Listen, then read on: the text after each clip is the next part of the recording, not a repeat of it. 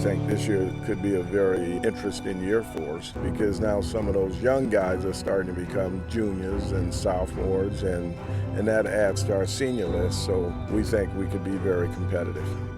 Our goal is to win football games one game at a time. Past years, we've had some trouble looking too far into the future, and so this year we're trying to focus on that, those minor details, the little details, and making sure that we get better every week.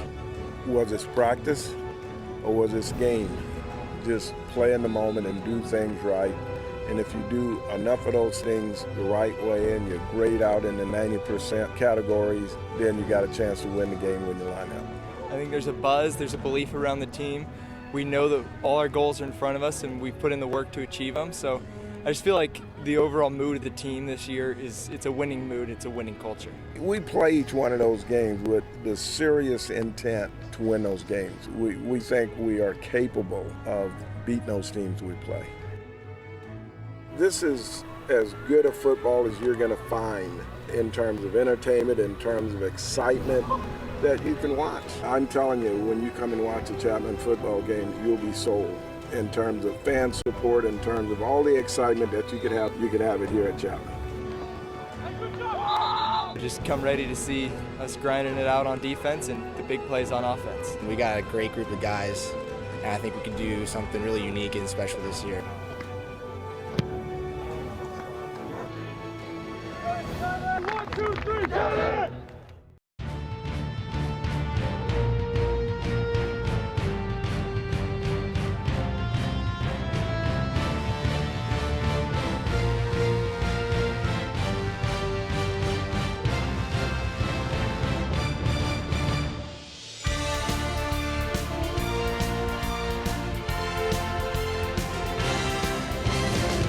Welcome to the jungle. We're here at Wilson Field at Ernie Chapman Stadium, here for tonight's football matchup between your Chapman Panthers and the visiting Cal Lutheran Kingsmen. It is a matchup of number 1 versus number 2. We're super excited. I'm Brad Benson alongside Tim Wolf, bringing you all the action here tonight on Chapman Sports Broadcasting Network. Let's take a look at the SCIAC match standings right now. We got Chapman leading the SCIAC right now, 4-0 in conference play, closely followed by Cal Lutheran, just 3-1. A matchup of number 1 versus number 2. Of course, if Chapman is to come away with the win tonight, then they're going to be guaranteed a playoff spot representing the SCIAC in D3 football playoff play. Super excited. What do you think are going to be some keys for Chapman getting a victory here tonight? Well, there's a couple things that Chapman's going to have to do defensively to win this game, and the first is that their secondary needs to step up.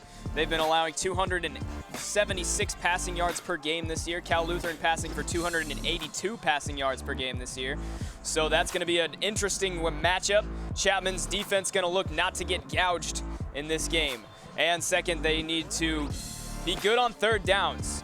Third down defense is an important thing, an important part of defensive football. Cal Lutheran is 44% on third downs, and that's a pretty good average. And the Panthers need to play solid third down defense against the Cal Lutheran team that averages 7.5 yards per play in conference.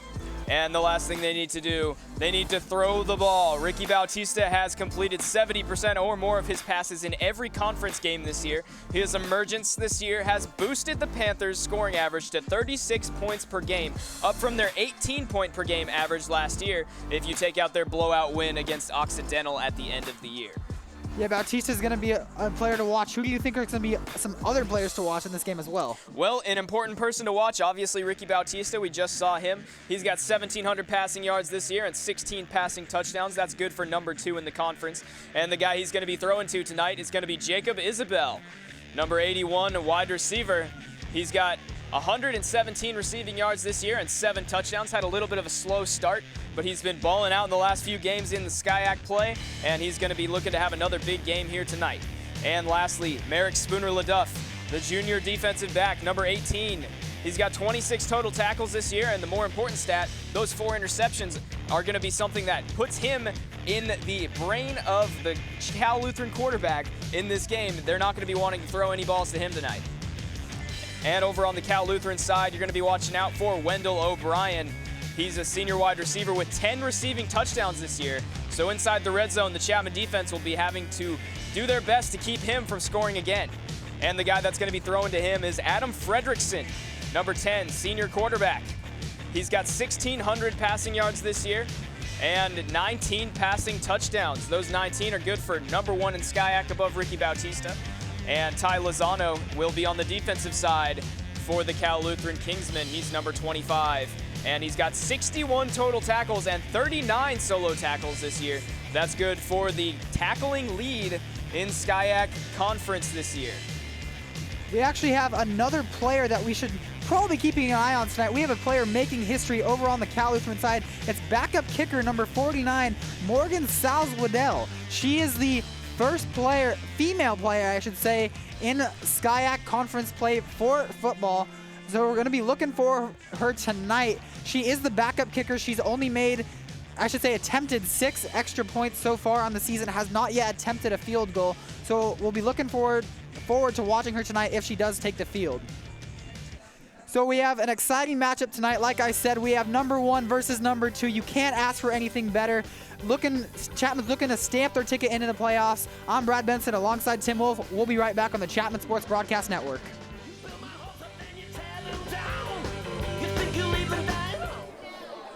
And we are getting underway here at Wilson Field. The national anthem just played. Players are taking the field right now on the Cal Lutheran side. Chapman players, of course, about ready to touch the Panther as they do so often as a tradition here at Chapman University. Super excited tonight. We got the top 2 teams in SCIAC play. Chapman's trying to punch their ticket into the D3 playoffs here tonight. How are you feeling about tonight's game, Tim? Well, it's going to be an interesting one. I talked to Coach Owens before as we were coming up here to the booth. He said that it's going to be an exciting one. Of course, the last few Chapman games have been exciting. Their offense has really opened up this year. They've been throwing the ball a lot more. I'm a big fan of that. I think Ricky Bautista is a very talented quarterback and that they have been utilizing him exceptionally this year. So we will be looking forward to seeing how that turns out. But on the other side, the Cal Lutheran offense is a very high octane. Their quarterback, #1 in SCIAC in a lot of passing categories, and the Chapman defense has been giving up a lot of passing yards this year so far, so that is also going to be something to watch. Yeah, it's definitely going to be an aerial attack tonight for both teams. Like you said, we have the top 2 passing touchdown leaders in the SCIAC. It's going to probably be a high-scoring game. Do you anticipate that? I would say so. Maybe this will be a high-scoring game, but, you know, you never know when the defenses are going to step up, and that may be something that happens in this game. And we will see what happens, and it'll be interesting to see which team wins the coin toss and what they decide to do, whether they want to take the ball or not. Yeah, you said defense is going to be key, and there's such a popular phrase that says defense wins championships. And tonight, this is essentially the SCIAC Championship.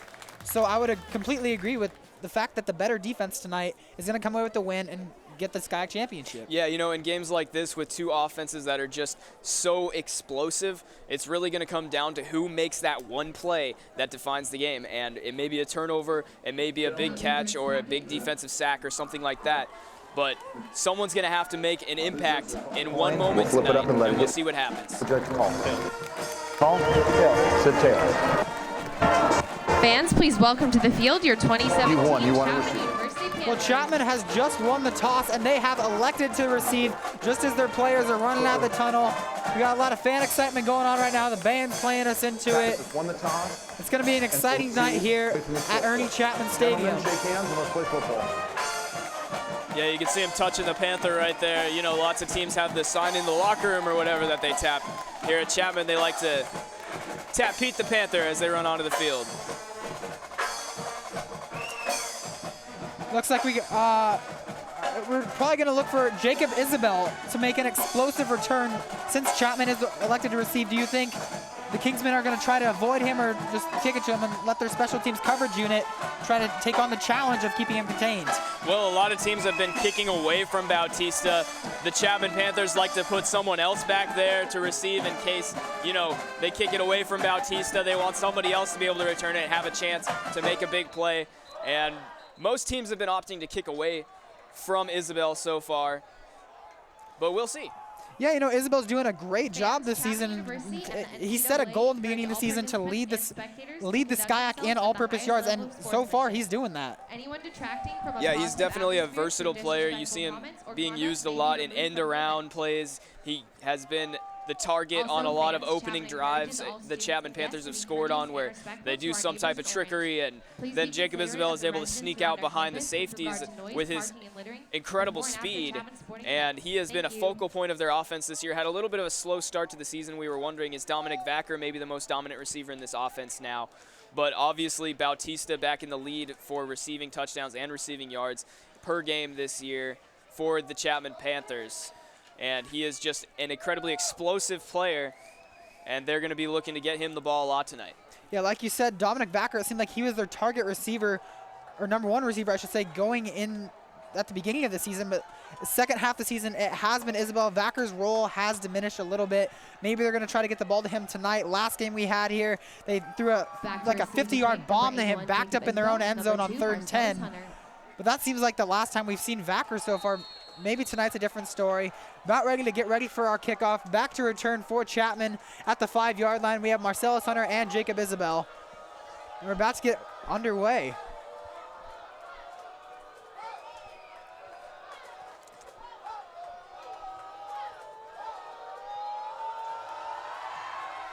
Well, they are going to kick to Isabel, but instead it's going to be bobbled by Hunter at the 2. Hunter's going to run it up the near sideline, trying to get the edge on the 20, and is finally brought down at the 26-yard line. Chapman's going to get the ball just about the same position as it would have been for a touchback. Yeah, good return by Hunter right there. A little bit of a bobbled catch right there. Uh-oh, we have somebody down here on the field now. Is that Isabel? No, that is number 41 on the Panthers. That would be Dante Sanchez. Excuse me, that's Cal Lutheran. David Arhus. The freshman out of Camas, Washington. Looks like they're looking at his lower leg. Could be some type of ankle injury or a cramp. We hope the best for him. Yeah, you hate to see injuries at any time in the field, especially on the special teams unit. It seems like special teams is one of the areas of the field where you don't typically think injuries occur, but actually a lot of injuries occur in that side of the field. It looks like he's able to actually get up right now and getting help to the Chapman sideline with a little help from the trainers. First down, Panthers. So Chapman's offense is finally going to get onto the field right now. Bautista's lined up in the gun as he so typically does. Starting field position, ball at the 25-yard line. It's going to be a shotgun snap. He's going to hand it off to his running back, Muti, up the left side, and he's finally brought down at the 33-yard line, I should say. Yeah, there you go. Chapman always, one of the things that they go to right off the bat is their guy, Joe Muti. He's their workhorse running back. Leads the team in all of the rushing categories. The guy is definitely one of the players they lean on, and they like to suck you in to bring your safeties down with a run play on the first play.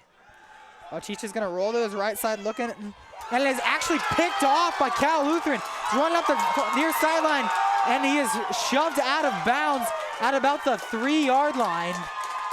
That was number 31, Obaspi Dees.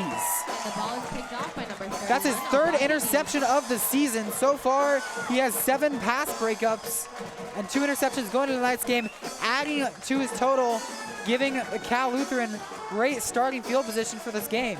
And that was a big play for the the Cal Lutheran Kingsmen right there. That's not necessarily a throw you would expect to get picked off. Bautista just throws it at his man, and the linebacker, he just makes a great play there. I mean, that was quite a play there by the Cal Lutheran defense. That's actually Ricky Bautista's only his 2nd interception of the year, so an uncharacteristic bad decision by Bautista to start off the game.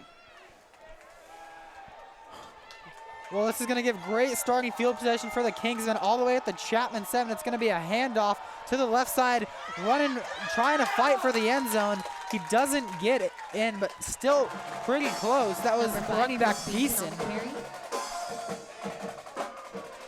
by number 42, Kurt Calameni. Beeson has 9 touchdowns so far in the season, trying to add to his total so far. Fredrickson's going to hand it off to Beeson. Beeson up the middle, fighting for the goal line. and it's going to be a touchdown for Chris Beeson, his 10th touchdown of the season, giving the Kingsmen an early lead here in the first quarter. And that was just a smash mouth football play there by Cal Lutheran, getting off to a great start in this game. And that interception by Obasi Dees may be the one play that we were talking about earlier before the game started. That may be the thing to turn the tide of this game, but the Chapman Panthers going to do their best to change that and come back on the field and score. Well, the extra point is good, so it's going to give the Cal Lutheran Kingsmen an early 7-0 lead. You hate to see that on the Chapman side. First passing play results in an interception. Yeah, and you know, when you're a quarterback, you really have to have a short memory because things like that happen. Nobody's perfect. Even the best make big mistakes. You see the greatest quarterbacks of all time, Peyton Manning, Tom Brady, all of them, eventually they make a bad decision. Ricky Bautista having a bad decision of his own right there. He's going to have to shake it off and have very short-term memory here coming back onto the field. And right here on the touchdown, Bees just works real hard to get in right there. And Beeson in for the touchdown. Cal Lutheran with two very positive run plays to start off their offensive game tonight. So Chapman's going to get the ball back here early in the first quarter. Not the start that they were anticipating or hoping for, but they're looking to get something rolling right here with Isabel and Hunter back to receive. There's going to be a sky kick this time, but it's going to be caught at the 20 and run out to about the 30. That was Will Muty, actually Joe Muty's younger brother, on the return. Looks like Isabel actually had a chance to go for it right there, but let Muty take the kickoff himself. Yeah, and you see right there, Cal Lutheran continuing to try and kick away from Jacob Isabel. And Chris Williams there, the senior defensive safety for the Panthers, getting his elbow taped up. Chapman Panthers hoping that he's going to be all right. Bautista is going to be another passing play. He's looking down the middle. He has to scramble, rolling to his right, and just overthrows his receiver, Jacob Baker. Baker getting a little bit more involved in the passing game, especially last week at Laverne. And something you saw right there was Chapman just going off of Ricky Bautista's athleticism. He's one of those quarterbacks that can make you just think twice when it comes to chasing him around and trying to find somebody open, but not able to that time. Bautista hands it off to Muty up the left side, and Muty's just going to fall forward for a gain of 3. It's going to bring up a 3rd and 7. Chapman already at 3rd and long. Not a good start so far for this Chapman offense.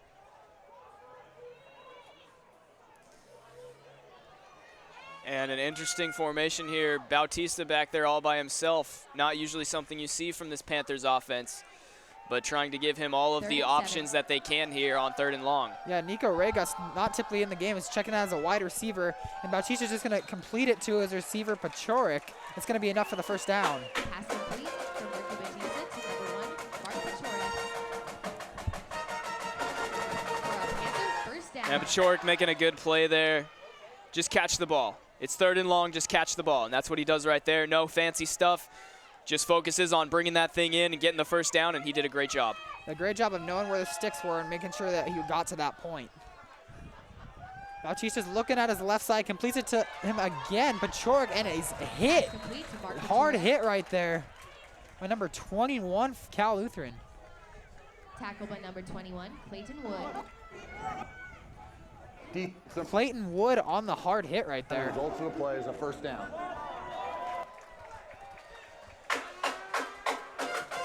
Yeah, Pachorik showing his value there as a receiver that's lower on the depth chart, but shows Chapman's extreme depth at wide receiver there. Pachorik not the 1, 2, or 3 wide receiver, but able to make a big play there. Bautista going to Pachorik again. It looks like it was caught. Complete to Mark Pachorik. And they're going to give him credit for the reception. He caught it low. Yeah, it looks like he's possibly down on the play. Bachork rolling down. Trainers on the field. So far, looks like Bautista's going to Bachork early and often here in the first quarter. And that's something that happens a lot in a game like this. Cal Lutheran's got lots of tape on the Panthers. They come in here. They've played them a lot of times. And one of their guys on the Chapman sideline that they always like to go to is Jacob Isabel. You know, you got Kaven Aminzadeh, Jacob Isabel, all those guys. And Bachork, not necessarily one of those guys you're going to be looking out for. Thankfully, he's all right. But a guy like him is going to be someone who's going to get open a lot against a team that's focusing on other players. Looks like we got a little team comparison right now. Chapman with the high-flying offense, but it looks like Cal Lutheran's actually scored more points this season than Chapman, so it's going to be a high-scoring game for sure.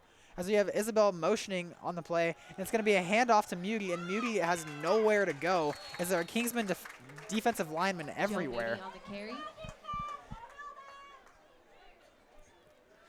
Tackle by number 91, Ryan Munoz.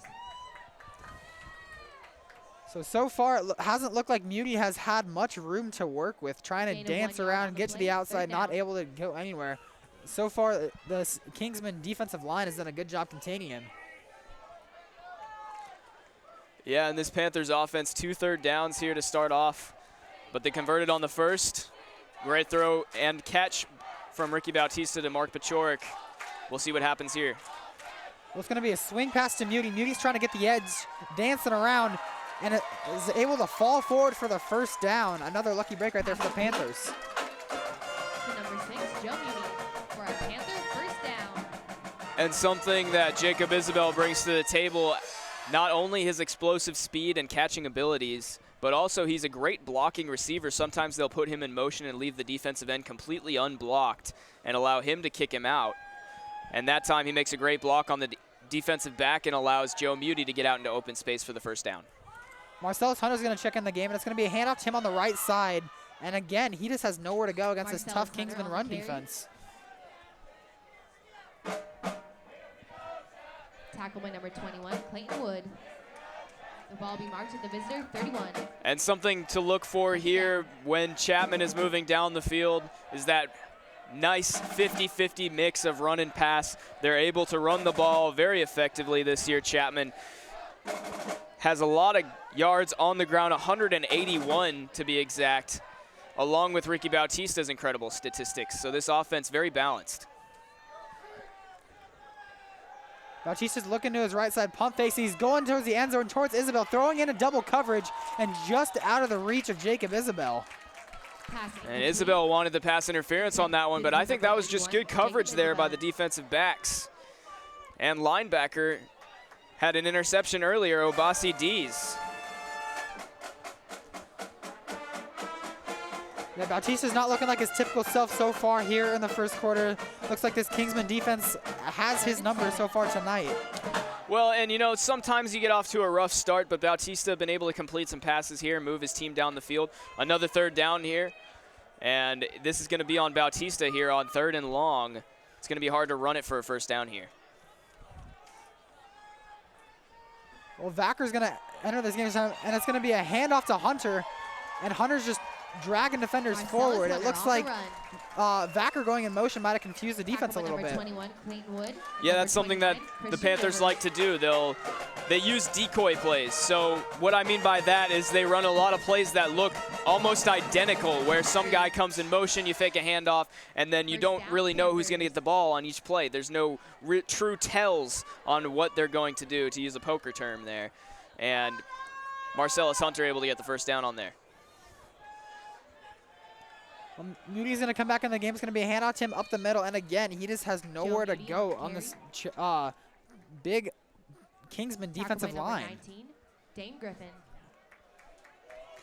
Yeah, but like I said earlier, Chapman, a very good mix of run pass. They're going to stay committed to that run. That's something that they do almost to a fault sometimes. They will not give up on the run game.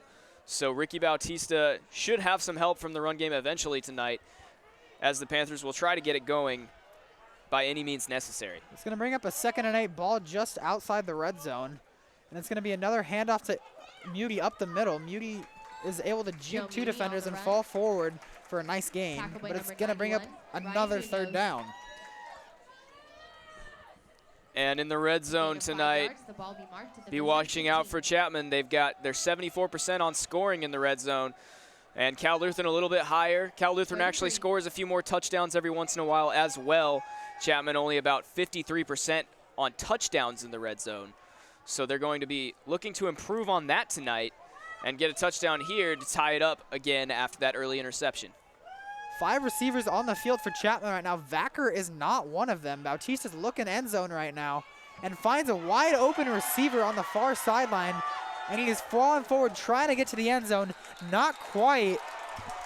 Oh no, they're gonna say he got in for the touchdown. That was number 82, Nico Ragas, the freshman. Number 82, Nico Ragas for a Panther touchdown. And that was just a great read there by Bautista.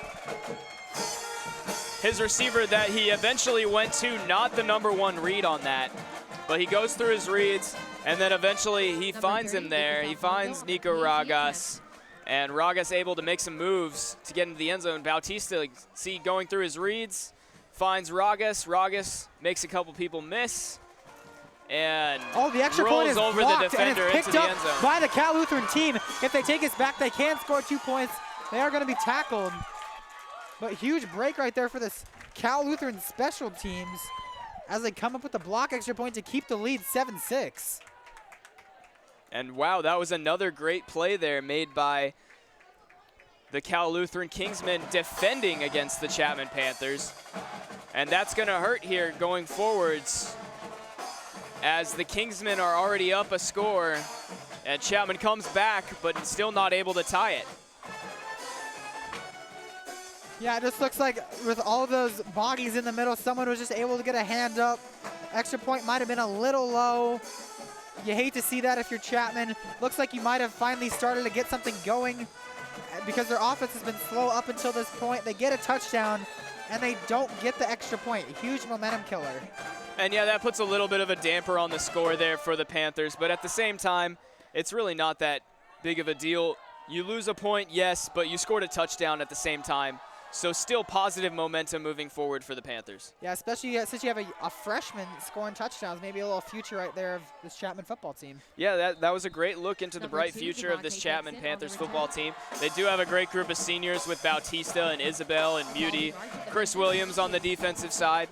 But at the same time, they've got guys that can score, just like Nico Ragas. And here coming onto the field is the Chapman defense, and we'll see what they can do to stop this Cal Lutheran offense when they're not working with a short field. Yeah, first look we've seen at a actual drive for this Kingsman offense. Of course, their last drive resulted in that touchdown, but they started the drive from inside the Chapman 10. Here they're backed up all the way at their own 22-yard line. So Frederickson's going to take the snap. He's going to fake it to Beeson, complete it to his receiver O'Brien. Or did he drop that? We're going to say incomplete pass. It's going to bring up a 2nd and 10. Pass complete to number 8. And that was a good heads-up play there by Richard Caceres. He gets the ball, drops it, but he makes sure to get on top of it. That's something that's very important when throwing the ball behind the line of scrimmage. You're not quite sure if that ball goes forward or backwards. If the quarterback throws it backwards, it's a fumble. Receiver makes a great play there getting back on top of the ball. Going to be a hand up to Beeson. Beeson is able to shake off the shoestring tackle and just fight for a gain of about 2. Good job right there of not going down on first contact. Yeah, that was great running there by Beeson. Number 5, Chris Beeson. He's showed us already that he's a formidable running back, getting that rushing touchdown and getting them into scoring range on the first play of the night for the Cal Lutheran offense. And look for him to continue to make plays tonight. He's been a big player for them all year long. Well, Frederickson's looking towards his right side. He has to scramble to his right side, rolling right. He's going to keep it himself and is just able to get a few before finally being taken down.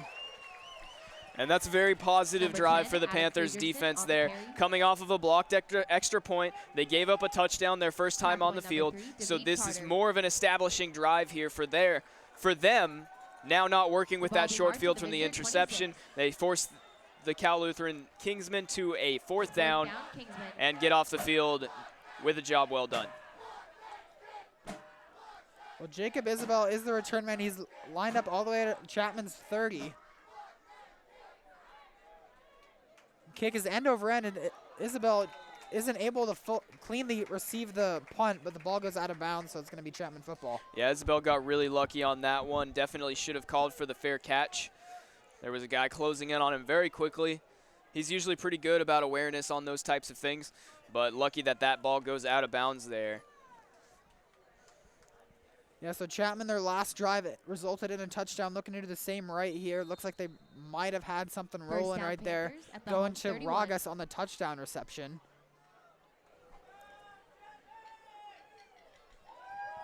Four receivers on the field. You got Isabel, Baker, Aminzadeh, and Pachorik. Bautista's rolling to his right, looking downfield, and there is nobody, so he's going to take it himself. All the way out at the 46-yard line. Chapman's wanting a late hit on the play. Not going to get it. It's going to bring up a 2nd and 4. Yeah, those plays always up to the discretion of the referee there. Defense was already diving after Bautista. He was going for the sidelines, but I think that was a fair play.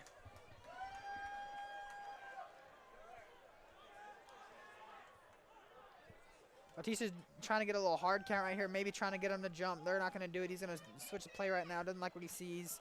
He's going to move Muti over to his other side right now. Receivers are Pachorik, Isabel. It's going to be a handoff to Muti up the middle. Muti is able to drag one defender 3 yards all the way for the first down. Tackle by number 97, Caden Maurer. And Chapman staying committed to that run game after a slow start on the ground early. And it's been paying off so far. Got a 3rd and long with Marcellus Hunter. Joe Muti got them in closer to the end zone and picks up a first down right there. Looks like Chapman's going to remain out here with the 4 receiver set. Looks like they were doing that this game so far in the first quarter. Instead of going to the tight end, they're going to motion Isabel to the left. And Bautista's looking at Isabel right now, and he is sacked. That is number 11 on the Cal Lutheran team. Aquidary Eddington. Sacked by number 11, Aquidary Eddington. And Eddington just able to get in there. The right tackle misses his block there for Chapman. And gives up the sack. Ryan Moles just not able to get outside quick enough, makes the wrong read. And Ellington able to get in there for the sack. Yeah, it's maybe Chapman start considering having a tight end as that extra blocker. It's going to be a swing pass to Muti. Muti's trying to gain back the yardage of the sack on 3rd and 19, just trying to give Chapman a little better field position, trying to flip field on an upcoming 4th down. And here on 3rd and 10, Chapman not afraid to run the ball on 3rd and long. They did it with Marcellus Hunter already. There he is again in the game. Guy with great upfield running back vision. But they're also not afraid to put the ball in the hands of their senior quarterback, Ricky Bautista. Yeah, Bautista is so great at making things happen on 3rd down. Doing a great job on that last drive. It's going to be a play action pass. Bautista's rolling to his right. There's pressure. He's going down, throwing in double coverage towards Isabel, and it is intercepted by Cal Lutheran. That is number 21, Clayton Wood on the return. Tackled at about the 30-yard line. Picked off by number 21, Clayton Wood. That's Bautista's 2nd interception so far in the first quarter. Already more than he had the entire season coming into the game. And that was another poor decision there by Bautista under pressure. Throws it deep and just picked off right there. Not able to complete the pass. Clayton Wood, the strong safety, making a play there. And a good return there too to set his team up with good field position here after the interception. It's going to be a handoff to Beeson, just up the middle, not have much where to go. It's going to bring up a 2nd and long. Chris Beeson on the carry. So So far, neither team has been able to do much in the running game. It looks like both teams are still committed to it. I mean, it is only the first quarter.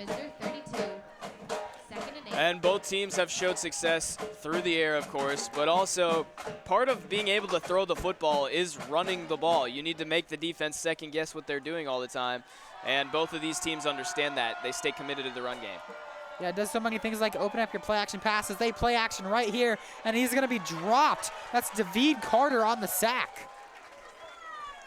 And David Carter just making plays all over the field this year for Chapman, a junior transfer coming in. You could tell from the very first game that he was going to be able to make some plays, and there he is with another sack on the season. Yeah, both teams making a lot of pressure so far here in the game. Early in the first quarter. Looked like it might have been an offensive shootout, but instead it looks like the defense of both teams is going to be key here tonight. Fredrickson rolls to his right. He is under pressure. Looking downfield, there's no one, so he's going to take it himself. Makes one defender miss.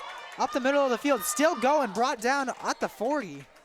Great job, great run right there, I should say, by Fredrickson. And that's going to be a close one there. A little bit of a stingy spot by the referee. They're going to have to bring the sticks out to measure that and see if he got it or not. Time for an injured. And down on the field, We have an injured Panther. Austin Pica, it looks like, number 99, senior defensive tackle for the Panthers. Major player for their team. He's dealt with injuries this year to his shoulder. Looks like he's holding that shoulder a little bit right now. And hopefully for their sake, he'll be all right. We wish Austin the best and hope he can get back on the field even tonight. Yeah, last game that we covered here against Redlands, looked like he had the same injury and he was able to, he's walking off the field right now under his own power. Last game that he was injured, he was able to come back in the game after this, going into the second half. Hopefully he's able to do the same thing here tonight, as he is one of the key players on this Chapman defensive line. So Isabel's going to be back all the way at the 15 to receive the punt. Last time there was a free shot at him by the gunner. Looks like this punt is returnable. He's going to return it on the near sideline, cuts it up the middle, and tackled at the 30-yard line. Isabel on the return. And that was a great return there by Isabel, getting what he could. Not trying to get too fancy, go around the edge, actually lose yards. None of that. Going upfield, charging upfield, not afraid of contact. And Isabel, great return there, setting his team up at the 30 when he caught it back at the 10. The ball will be marked. And there's Austin Pica there. They're checking him out. First down, He's a Panthers. senior. Not a super tall guy at 5'11", but he does weigh 280. And most of that is muscle if you've ever met the guy. He's gigantic. Well, looks like Chapman's going to go with a little bit of different formation right here. Only one receiver. It's going to be a handoff to Muty on the right side. And Muty has some space. He makes one defender miss. And there is nothing but green grass ahead of Joe Muty at the 20, at the 10. And it's going to be a touchdown for Joe Muty right here, getting this Chapman team back in the game.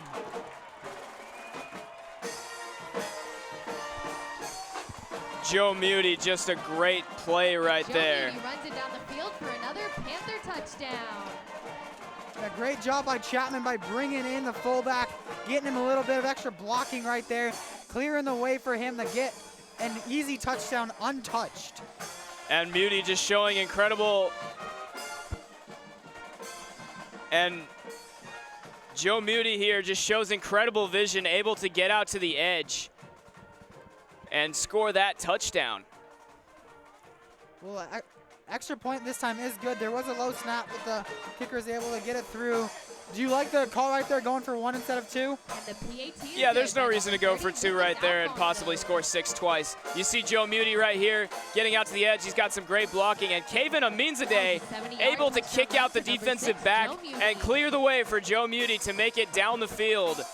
And he doesn't even slow down until he's in the end zone. Hard runner, great runner, Joe Muty.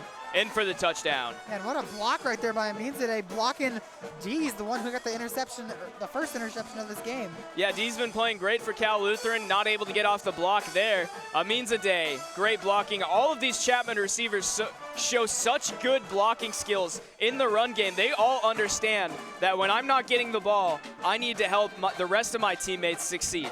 That's actually Joe Muty's third touchdown, I believe. A touchdown rush, I'd say, over 50 yards.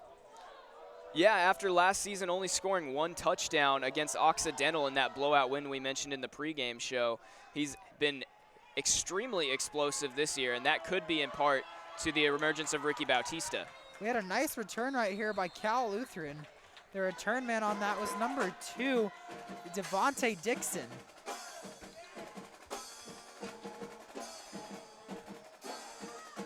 Number 2, Devontae Dixon on the return. And coming out here, Cal Lutheran been doing the right things offensively, but coming up short twice when they're not inside the red zone to start off. 2 3-and-outs. Friedrichsen's gonna immediately throw to his right side, completes it to his receiver. That's number 11, Aaron Lacombe. He actually has more receptions than their go-to Wendell O'Brien, but less red zone targets, I should say. Yeah, Wendell O'Brien, he's a big dude, 6'2", and Lacombe, also a big guy, 6'3". Both of those players have been able to do good things for Cal Lutheran this year. Either one is a great target in the red zone. Yeah, as Lacombe just makes a nice toe-tapping catch right there on the sideline, making sure to keep his feet in bounds. Getting the first down for the Kingsmen. Cal Lutheran running a little bit of hurry up here, trying to keep the Panthers on their heels.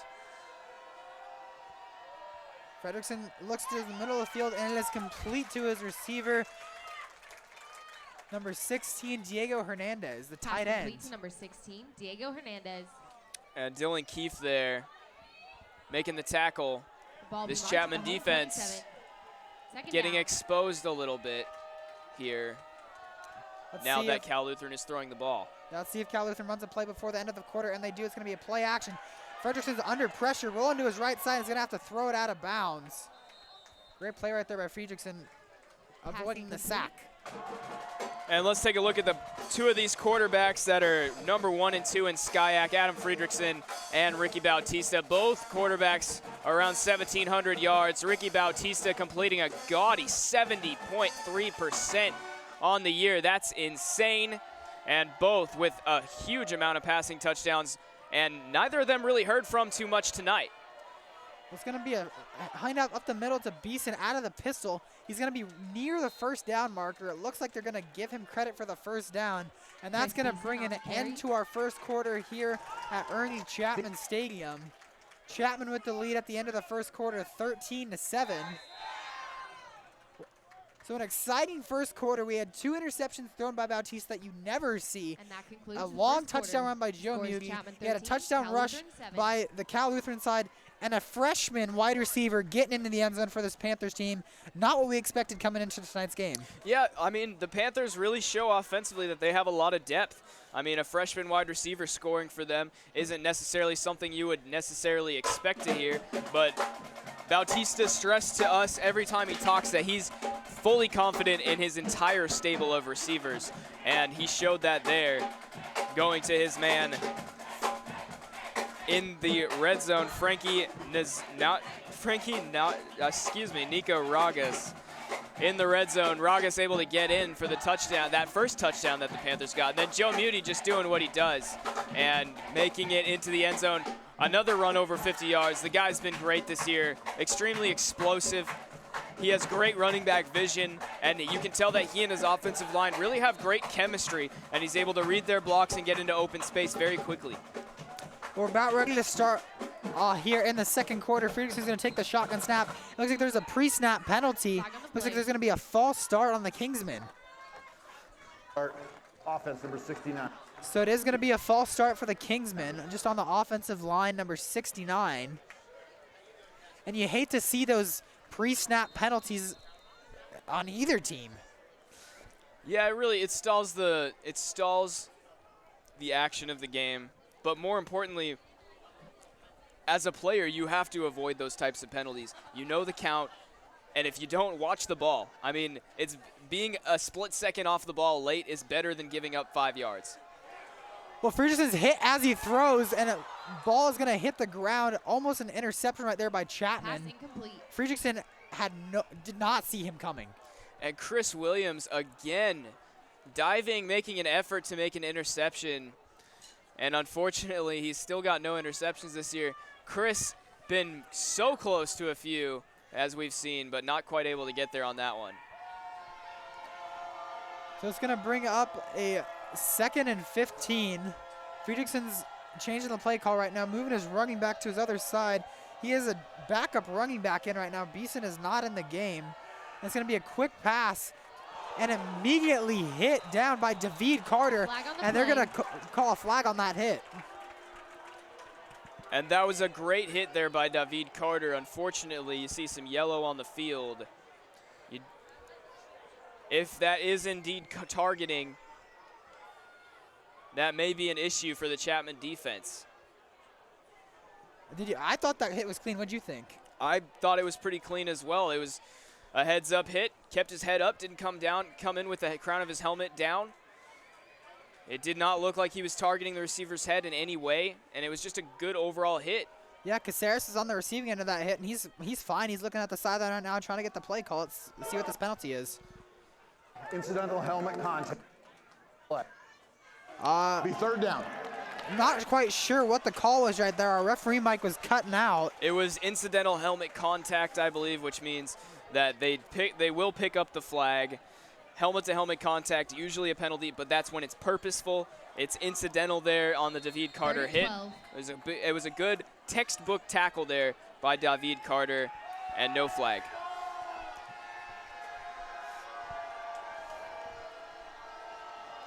So this is going to bring up a 3rd down and long for the Kingsmen. It's going to be a shotgun snap going towards the end zone and throws it out of the back. So it's going to be another 4th down for the Kingsmen. Good coverage there by the Chapman defense, making it hard for Fredrickson to go deep there on 3rd and long. He had a man open in the flat, his tight end, but he's not going to him. He was looking long. Diego Hernandez, that was the tight end. He was open. But instead, great coverage down the field by number 25, Matt Layton. There was a flag on the play for offensive holding. Of course, Chapman's going to deny that penalty to bring up a 4th down. Let's see what Cal Lutheran does here. They're kind of in a no man's land. Looks like they've got some trickeration going on right now. And it looks like they're going to call timeout to figure out what to do. Correction. Chapman is elected to take the penalty, so it'll be holding. So it looks like Chapman's going to actually accept the holding penalty to back Cal Lutheran up. It's going to bring up another 3rd down. It looks like Chapman just probably didn't like what they saw right there out of the trickeration from Cal Lutheran. And Chapman really showing that they do trust their defense there, pushing Cal Lutheran back, trying to make it so that they cannot kick a field goal on 4th down. If they're able to stop them here, out of the half, then it's going to be very difficult for them to kick a field goal. So watch for Cal Lutheran to go for some type of high percentage completion play. And by that, I mean a play where you know the receiver's going to get it, you know someone's going to get open. Try to move a little bit closer and set up a long field goal. Yeah, this is going to bring up a 3rd and about 22.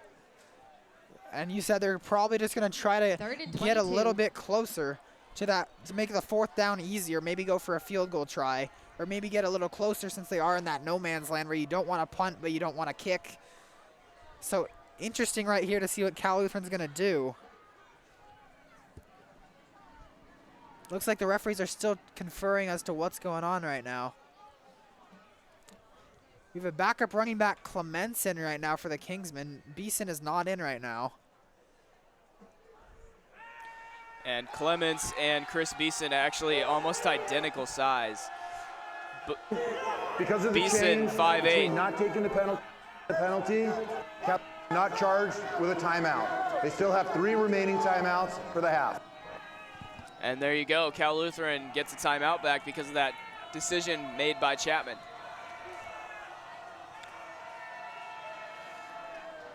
Fredrickson's going to roll to his left side. He's going to have to throw across his body.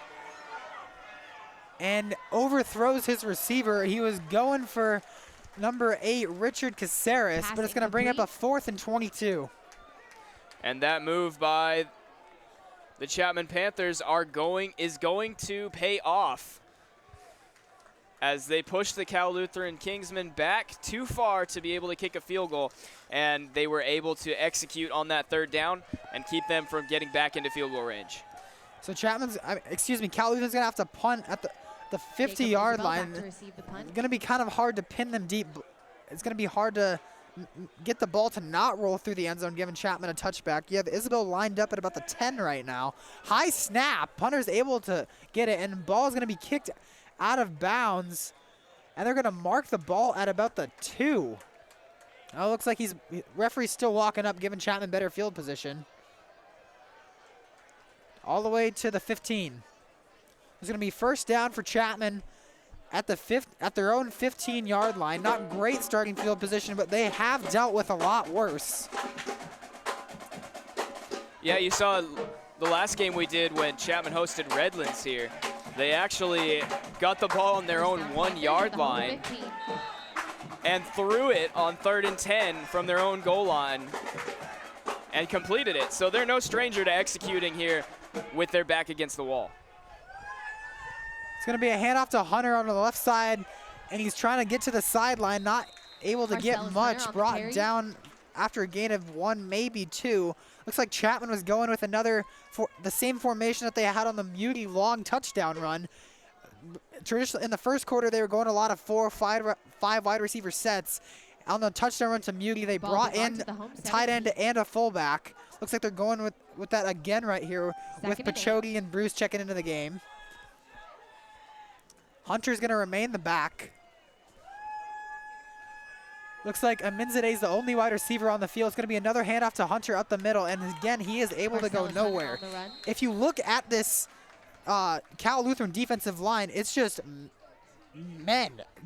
If you look at their starters, 265, 255, 225. They have some big men right there on this Cal Lutheran defensive line.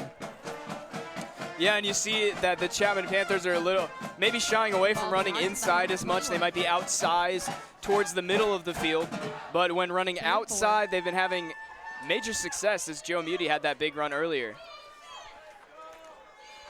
Well, Isabel's going to motion to the left side. Bautista's looking that way, and it's just outside the reach of, looks like that was Vacker. Vacker getting back into the game. Dominic Vacker. Vacker hasn't seen much action so far in this game. He's going to check out. It's going to bring up a 4th down, a quick 3-and-out right here for the Panthers. They're going to be punting at about the 5-yard line, but of course, when you have a punter like Deeb, that's just a total game changer. Able to flip field position. Back to take the punt. The preseason first-team punter. Yeah, Deeb, a very talented punter. He's able to move the ball down the field a lot for the Chapman Panthers. That time, not too long. Yeah, ball is kicked all the way down to about the Cal Lutheran 40, but it took a bad bounce, took a Cal Lutheran bounce, and was stopped all the way at midfield. Looks like Deeb just didn't quite get the spin on the ball that the punter typically likes to get. Yeah, and back to Deeb's strong leg. He actually averages almost 45 yards per punt, which is absolutely insane for a player at this level. Look, guys, Chapman has no safeties lined up right now, and it's going to be Fredrickson throwing to his left side, completes it, and he's fighting for yards, not able to get much. So far, they've been going to Caceres a lot, and they're not going to their typical guys of O'Brien and Lacombe. And like I said earlier, two teams like this that play each other so often, once a year, in conference, big games, they know what they're going to do. They have lots of tape on each other. So those go-to receivers may not be the guys you see performing as well tonight. It's going to be a handoff to Beeson out of the shotgun. He has trying to go up the middle, not able to get much, so he bounces it to the outside and brought down at the Chapman 29-yard line. Great run right there for Beeson. The ball be marked at the home 30, first down Kingsman. And Beeson shows some great moves right there, getting outside, using his speed, and able to just break some tackles And you see right here,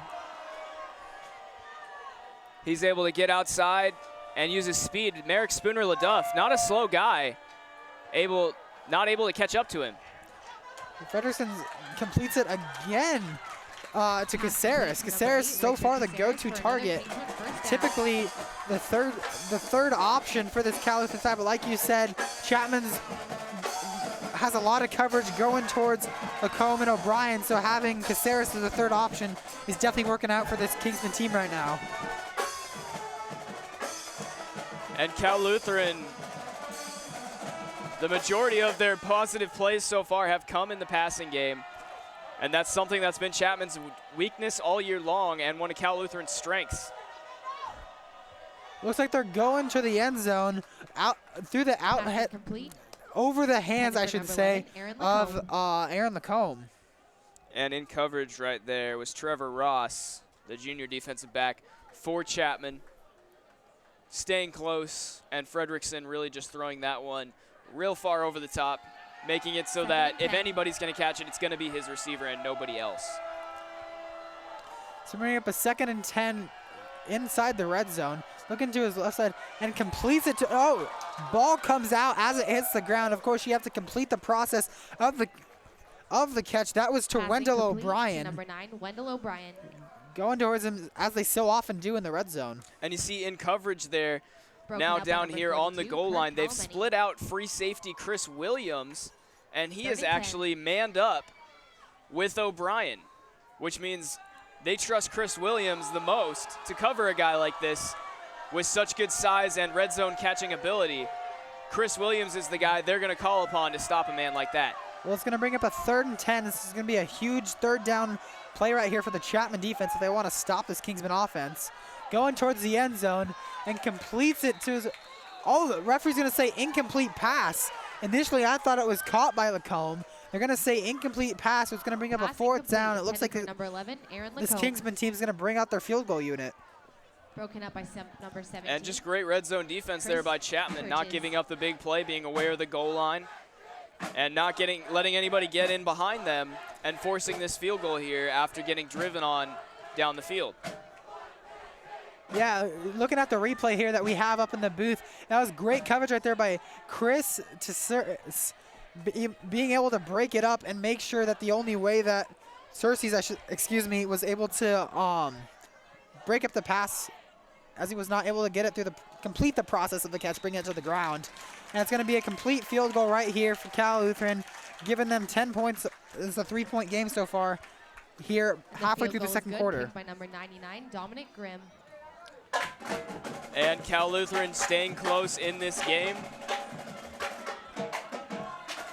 Chapman up. They've got 13 points here, 2 touchdowns. That had that PAT blocked earlier. Ricky Bautista, those 2 early interceptions, but since then he's been good. And Chapman will get the ball back here, up in the second quarter, 13-10. Only a field goal difference. So they're going to be looking to go down the field and spread that lead to 2 scores here against the Cal Lutheran offense that's so explosive and can really turn the tide of a game at any time. Yeah, like you said, this Cal Lutheran offense has been so explosive so far in the season, but Chapman's defense has done a great job containing him. Their lone touchdown came off of that short field position after Ricky Bautista's first interception, and their second points in the game came after they had a 1st down to go inside the red zone. So the Chapman defense was able to hold up inside the red zone, only giving up 3 points, and I'm sure they'd much rather give up 3 instead of 7. And so far the Chapman offense has been rolling. They stalled a little bit on their last drive, but they've had a touchdown reception to the freshman and a long touchdown run by Muty. They're going to get the ball back right here. You have Hunter and Isabel back to receive. It's going to be caught at about the 5-yard line, returned to the near sideline. And he's able to make a defender miss and brought down at the 40. Great return right there by Chapman. And Nico Ragas on the making return. Another big play for the Chapman Panthers here. One of the first times we've ever heard from him this season was that touchdown earlier, and there he is with another big return, showing that he can make people miss and do things in open space that others might not be able to.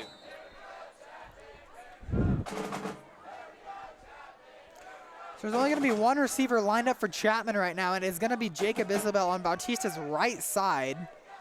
Same formation they had on Muti's long touchdown run. It's going to be another handoff to fake the handoff to Muti. Bautista's looking at Isabel. He's covered, but Isabel has to come back to catch the ball, and he's able to do so at the Cal Lutheran 45. And finally hearing from Isabel tonight on that catch. We are hearing that they're testing Pica, Austin Pica, the defensive tackle who was injured earlier, for a concussion. And if they determine that he does have a concussion, he will have to sit out tonight and pass the concussion protocol in the coming week. Well, it's going to be a pass complete to the fullback, Pachote, for a gain of about 4.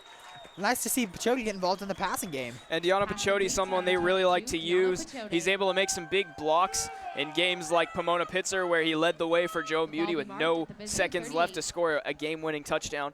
But he can also make some catches out there, as we saw right there. Yeah, I believe he also had a touchdown in that game against Pomona Pitzer as well. Looks like it could be a free play as Cal Lutheran jump. Bautista going for it all right here. Oh, and it looks like Chapman just not able to capitalize on that golden opportunity right there. Pass was deflected. Looks like Aminzadeh could have had a nice catch tipped to him in the end zone. Looks like it caught him off guard, not able to come up with the catch, as we can see right here on the replay. Yeah, Bautista sees the defense, jumps off sides, and immediately goes deep to his man, Aminzadeh. And Aminzadeh not able to scoop that one in. But the Panthers do get 5 yards here. And Aminzadeh going to be disappointed that he dropped that one. That's any receiver's worst nightmare.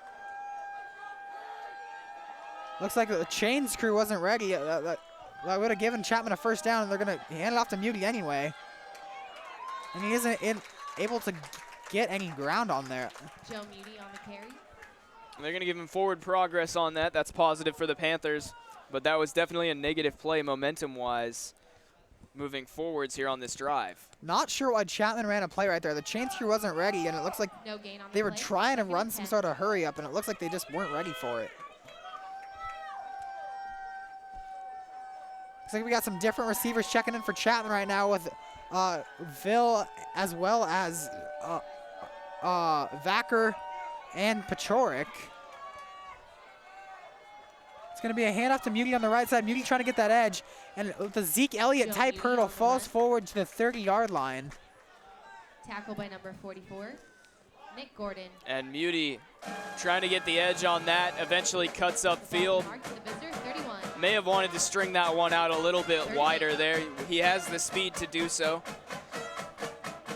And vision-wise, that may have not been something that he's going to be happy about watching film. Here on third down, Chapman 53% on the season, and they're going to shift formation here and try to improve that percentage on this down. Looks like we got a little Star Wars formation right here as Joe Gruden. It's going to be a pass complete to Ben Bruce, and he's going to take it in for the touchdown right there. Amazing play call right there for Chapman.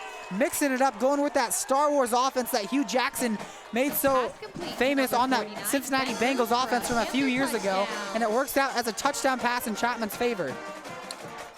And if you see here, Bautista just looking and finds his man in the seam, Ben Bruce, able to get in for the touchdown. Some great blocking there by Joe Muti leading the way. And that's something we've been talking about all season long, is just great team play by the Chapman Panthers offense. Even when the skill positions are not getting the ball, all of them are making very good blocks.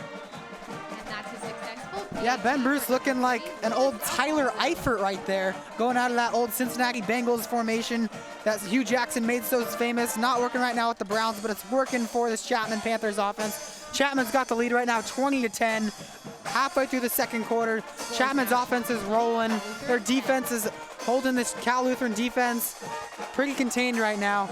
Looks like it's going to be all Chapman so far in the first half. And here in the second quarter, Ricky Bautista has bounced back very well. He was only 6 for 10 in the first half with 2 interceptions. And here he is now in the second quarter, able to make some big plays for his team there with a touchdown pass to Ben Bruce.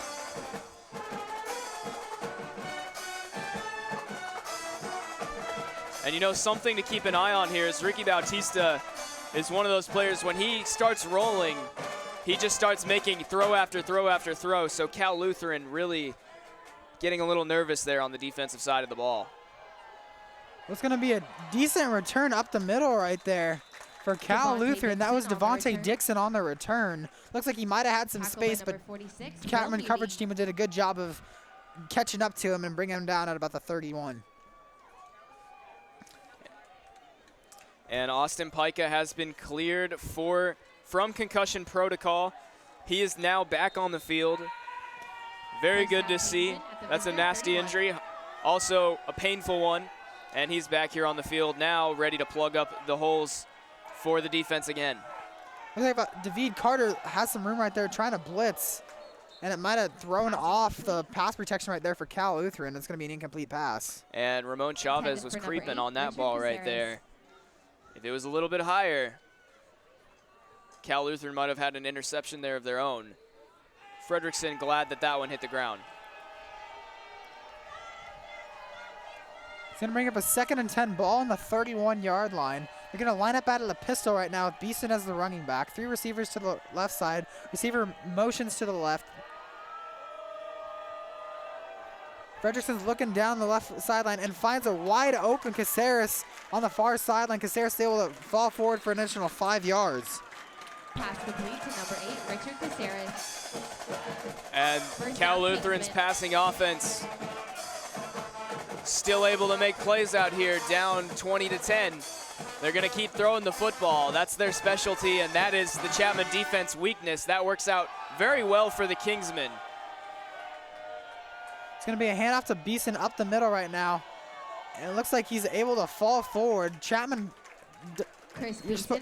looks like they're going a little too low right there, and he's able to dance around some Chapman defenders and get a nice gain. Yeah, and the idea there by defensive linemen kind of falling on the ground is they want to trip up the offensive line, kind of make a traffic jam there for the second-level players, the linebackers, to get in and make the tackle. It's going to bring up a 2nd and 2 right now for the Kingsmen. Henderson takes the snap. He's going to fake the handoff to Beeson, looking downfield, going for it all right now, and just overthrows his receiver, intended for his receiver, Aaron Lacombe. So far, he has not been able to hook up with Lacombe or O'Brien 3rd and 2 after many attempts. And I really did not like the effort I saw there from Aaron Lacombe. Yes, it was overthrown, but it wasn't egregiously overthrown, and I feel like he could have at least made a diving effort to try and catch that football, especially here down 2 scores. It's going to be a handoff to Beeson right now on 3rd down. He's trying to get the edge and is able to do so for the 1st down and only able to pick up about 4. But like I said, it is going to be a 1st down for the Kingsmen. Ball will be marked at the home 41. 1st down.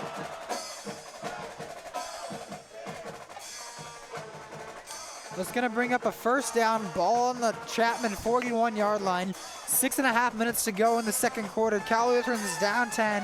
Frederickson's got 2 receivers to his right, 1 motions to his left. He's going to hand it off to Beeson up the middle and is immediately dragged down, but still able to get a decent gain on the play. On the run. And Cal Lutheran, by number 24, Matt Layton. Their offense, that was a great 1st down play. 1st down wise, you always want to get yards. That's the one thing that 1st down plays are designed to do. At all costs, do not lose any yards. Set your team up with a 2nd and shorter than the 1st down was. Looks like Frederickson's under pressure right now, and he's going to be sacked. It looks like Pike might have actually been the first one there.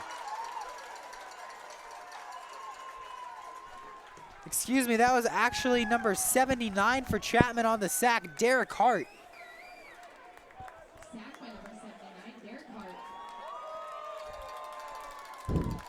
So far, both quarterbacks have been under heavy pressure in this game.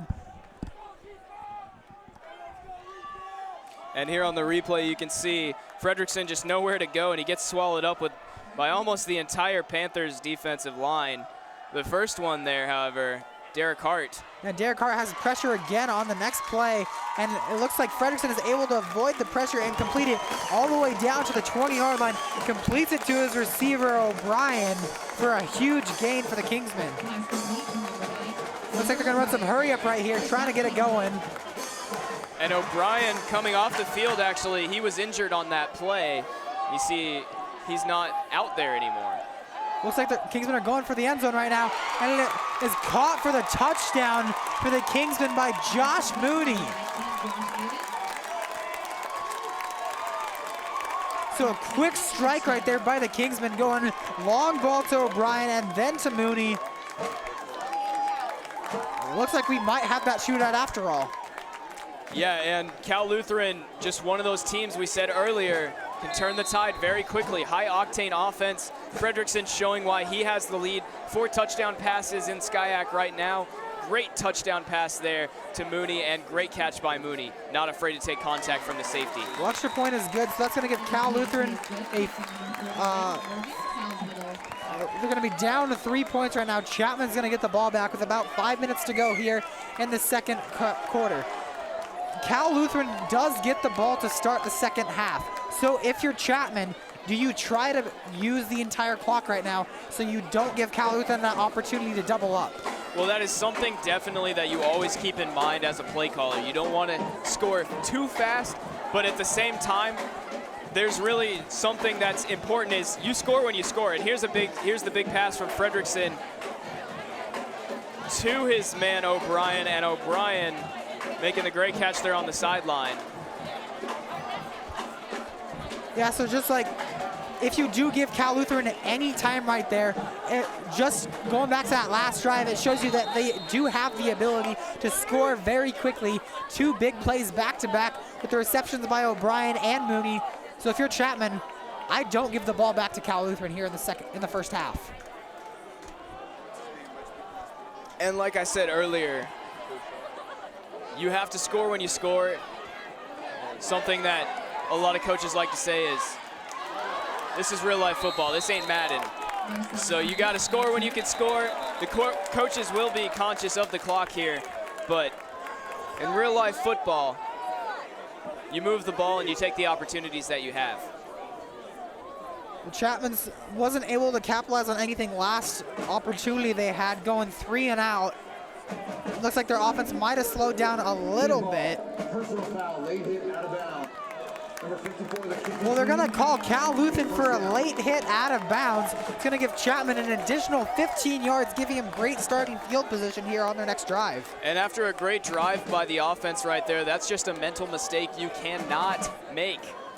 The coaching staff definitely going to be extremely frustrated about that one. Cal Lutheran, just a major error right there. Trey Brown, the linebacker, freshman, with a late hit out of bounds. That's something that you cannot have after such a positive drive. We're going to fake the handoff to Isabel right now, and Bautista's looking downfield, nowhere to go, so he's just going to have to run out of bounds. And this Cal Lutheran secondary really putting the pressure on these Chapman wide receivers. They've only allowed 198.7 yards per game passing this year. And it's because they're just good in coverage, plain and simple. And we saw it right there, Ricky Bautista rolling and looking, but can't find anybody. Yeah, so far, his first read hasn't really been there tonight. Looking around at multiple options, that is why the freshman wide receiver does have a touchdown tonight's game. Actually, the 3rd option on that touchdown reception. It's going to be a handoff to Moody. Moody's trying to get to the outside, not able to get there. Goes up the middle and falls forward for a gain of about 3. It's going to bring up another Chapman 3rd down.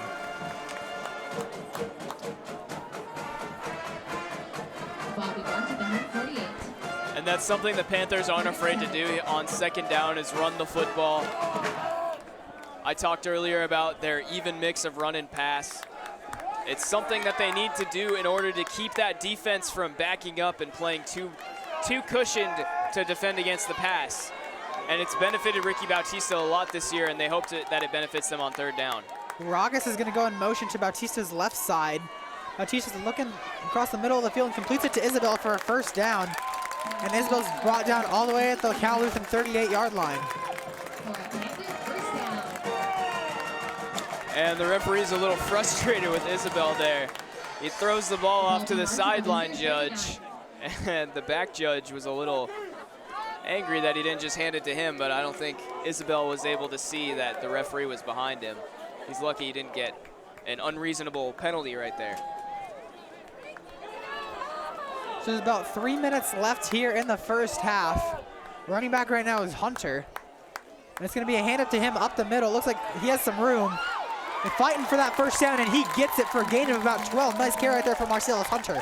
Yeah, Hunter, a strong runner, shows it right there, dragging some defenders, getting some extra yards, not afraid to take contact inside the tackles, and he makes it another first down for the Chapman Panthers. They've had plenty here in this game. First down Panthers at the visitor 28.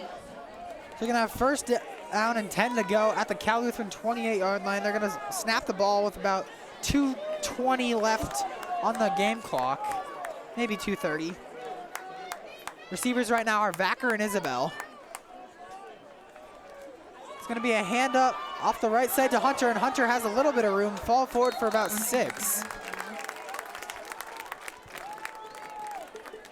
Looks like they're committed to the run right now with Marcellus Hunter, maybe trying to chew that clock like I mentioned earlier. Making sure Cal Lutheran doesn't have the opportunity to double up.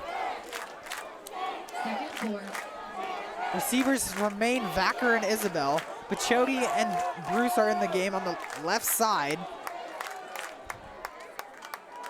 It's going to be a handoff on the strong side of the field. Hunter's just fighting for that first down. And I think they're going to give it to him. He took quite a hit right there to his head.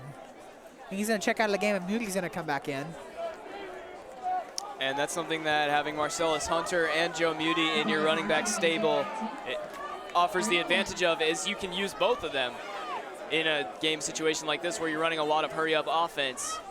And Hunter, I really liked what I saw from him there, able to little sidestep on that zone run, find the hole, and get out there for a little extra yards, make it 3rd and short. It's going to be another handoff up the middle for Muti. And he's going to be brought down at about the 12. Oh, not quite as far as I thought, the 14-yard line, but it is a Chapman first down. And looks like Pachorik. That was quite a short spot on that play, Brad. I think that was quite a little bit further than what the referee saw. But regardless, that was a great play by the Panthers offensive line there. No fancy action getting anybody into the second level. Just making some blocks and having Joe Muti hug the ball for dear life and get some yards. Isabel lined up as a wide receiver, and they're going to motion him, and they're going to go touchdown pass to a wide open Pachorik. Touchdown Panthers. And great play there by the Panthers. Love that play call. Just making the defense choose who to cover there in that zone coverage. Whoever they don't pick on those 2 seam routes is who gets the ball, and that was Pachorik. And Ricky Bautista, a great read there. But you can see right here, he's looking, finds him, and just a miscommunication there with the Cal Lutheran defense. And Pachorik in for 6. Well, the snap is high, and the holder is not able to handle it, and he's just going to be tackled, so it's going to be another missed extra point for Chapman. And that's big right there for Chapman. They keep having these positive drives with big plays to score by guys that don't usually get into the end zone, and that's really something that the offense gets excited about. And then they have a play like that where they botch the extra point.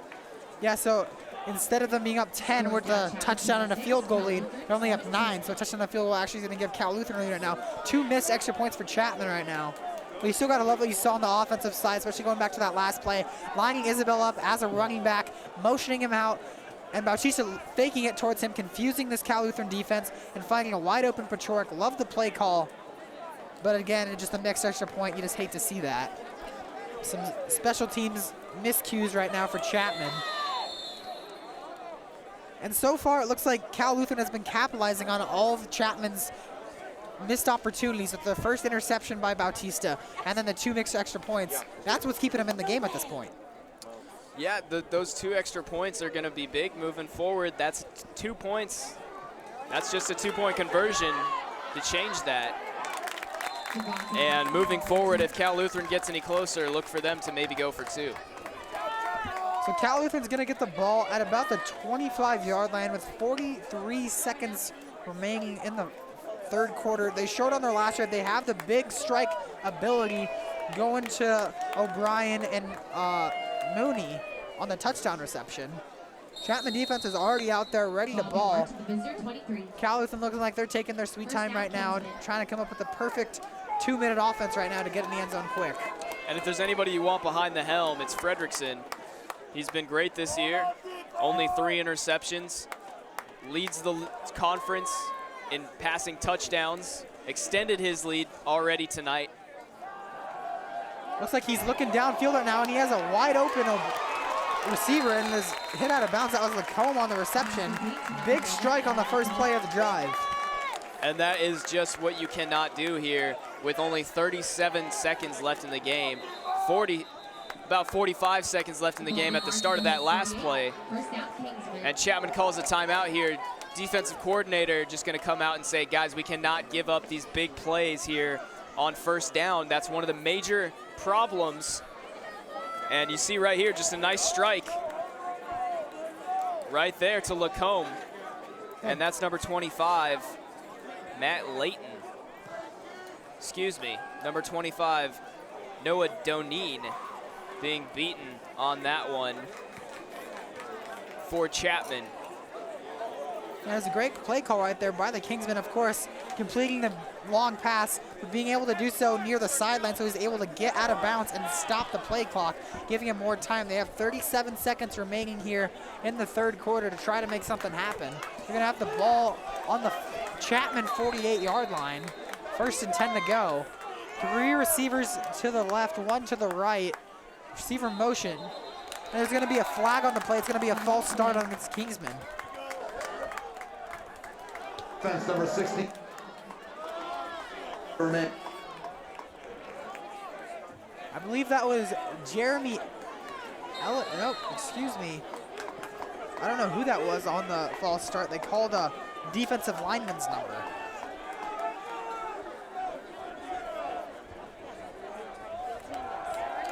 Chapman's bringing the pressure right now, and he's able to dance around and find a wide open receiver in the middle of the field, making people miss.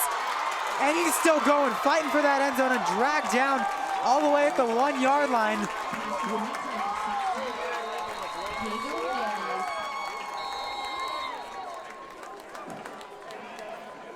And player down now. Cal Lutheran has a player down at the goal line. 3 guys coming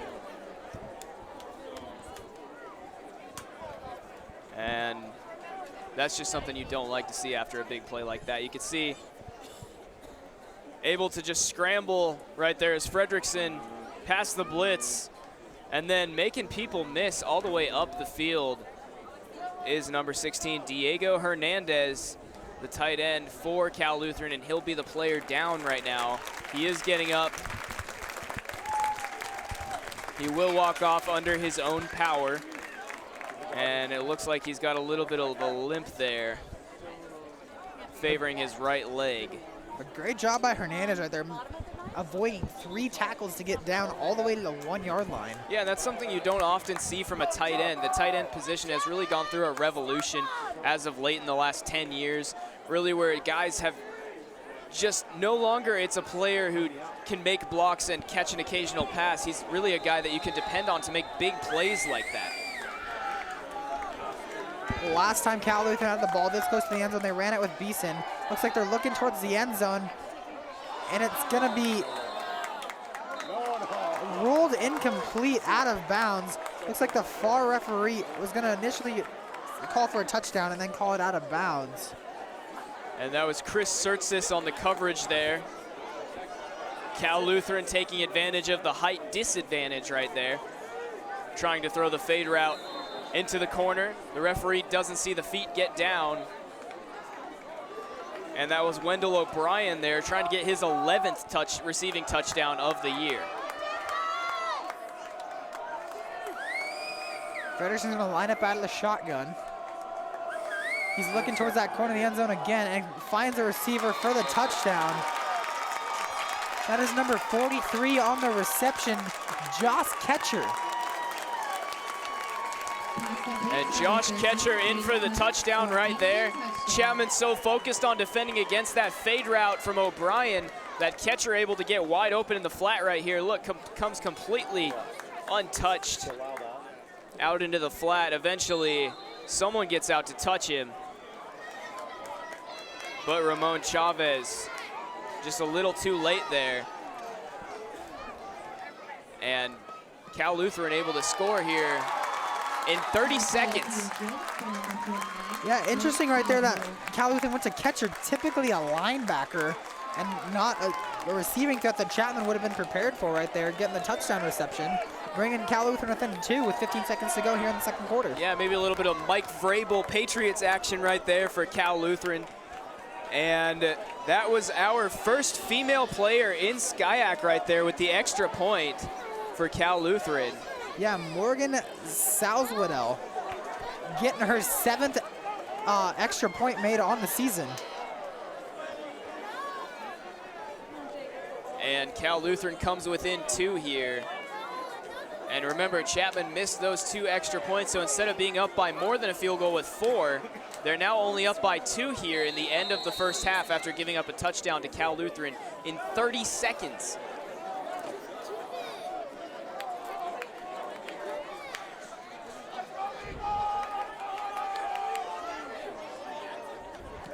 So it's going to be a squib kick right now, making sure Chapman doesn't have a big return. It's going to be picked up by Isabel, and Isabel has nowhere to go. And that was just a miscommunication there by the Panthers. Isabel, the one they wanted to get to the ball to, but Marcellus Hunter looking like he's going to pick it up, opts to let Isabel have it, and Isabel a little bit taken aback by that, not able to get on the ball as quickly, and just a kind of a botched return there by Chapman, but short kick, so they get it at the 23-ish anyways. Looks like Chapman's just going to take a knee right here and go into the second half with a 2-point lead right here, but of course Cal Lutheran does get the ball to start the second half, looking for that opportunity to double up as the Patriots have made such a good job of doing. But nonetheless, Chapman is going to take a lead going into the second half, which is all you can ask for. You put up 26 points and you have the lead. You may not like what you've done on the defensive side of the ball, giving up 24 points, but of course, some of those points have come based off of turnovers. The first score of the game was by Cal Lutheran, getting that short field position off the initial interception by Ricky Bautista, giving them their first touchdown of the game, and they're just capitalizing on the Chapman missed opportunities right now. So if you're Chapman, I don't think you need to worry as much as you might in another situation. Yeah, Chapman made a couple mistakes early, recovered from them, able to gain the lead. They received, so Cal Lutheran will get it at the half and able to score there at the end of the half. That was just really big for Cal Lutheran's offense, scoring in less than, in about 30 seconds there in the second quarter. And we'll see what happens here in the second half. These two high-octane offenses putting up big numbers in the first half. And as we go to halftime break right now, we're going to take a break right now on Chapman Sports Broadcast Network. Tune in for the second half.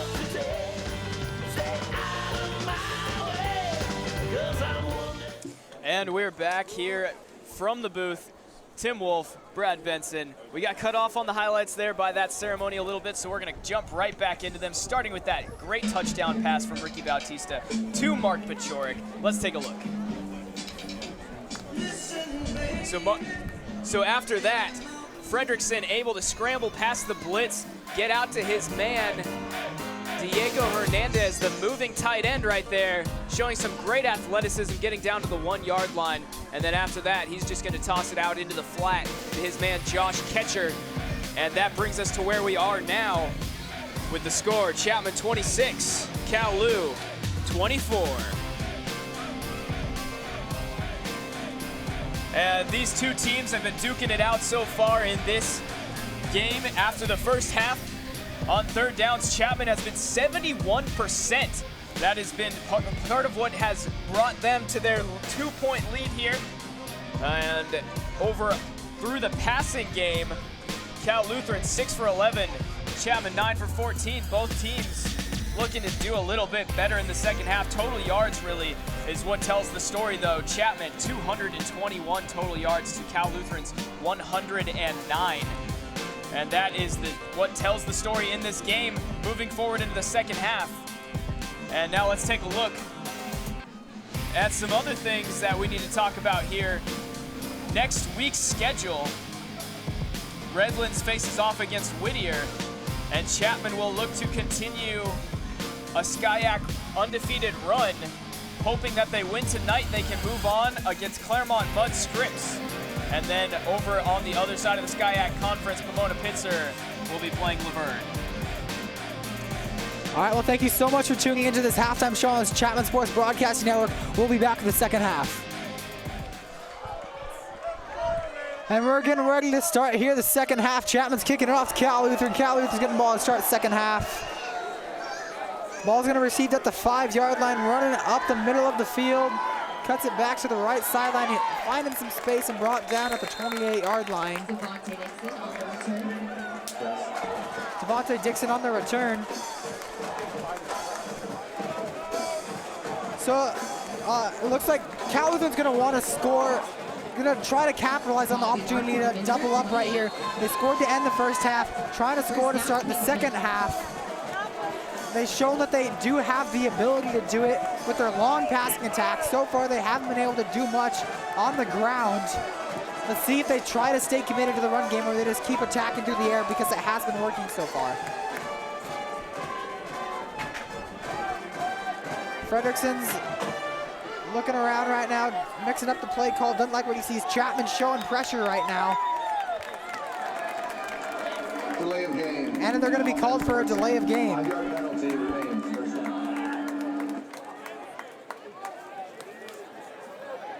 First and 15.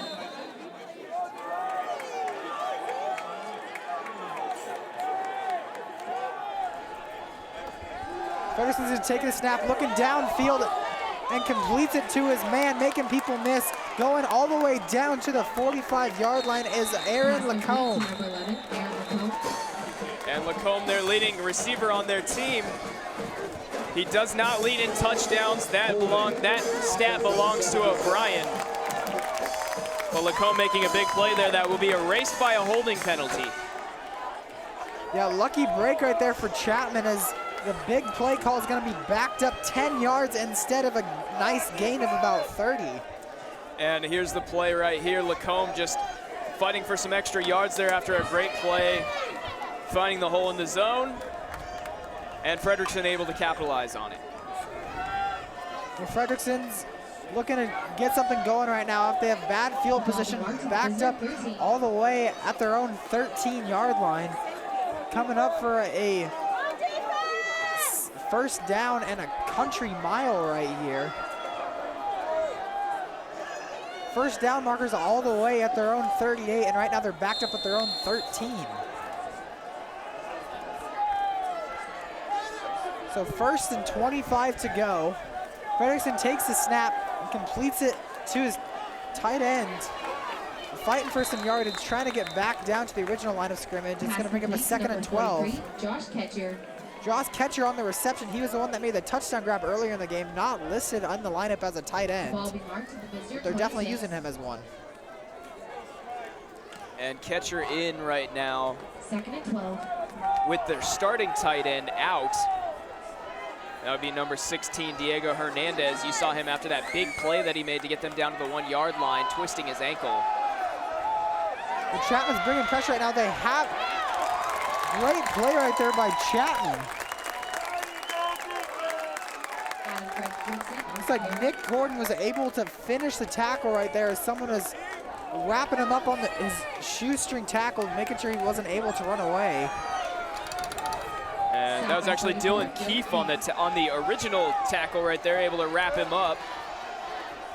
And Adam O'Shea finishes him off. Great teamwork there by the Chapman Panthers defensive line. So 3rd and 19 right now for Chapman. They're only going to rush 3.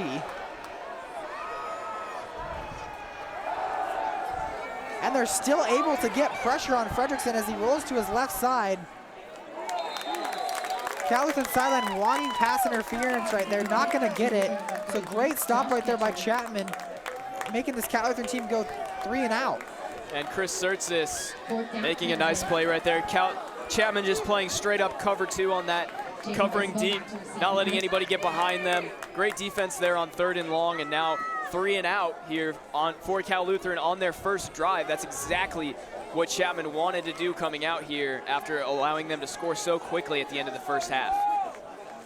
So Isabel's going to be lined up back as a return man. He's running backwards. Ball's going to take a Cal Lutheran bounce and go all the way out at the Chapman 36-yard line. So Bautista's going to come out and try to get something rolling here for this Chapman team, currently up 26-24. We get the ball 13 minutes left in the third quarter. Yeah, and in the first half, Ricky Bautista 11 of 16. He had 3 touchdowns, but he did have 2 interceptions. So Bautista leading this offense in scoring here, initiating 3 of those touchdowns, but also turning the ball over twice. He's going to be looking to make a couple better decisions here early in the second half, unlike early in the first half. Running backs right now are Muti and Pachotti.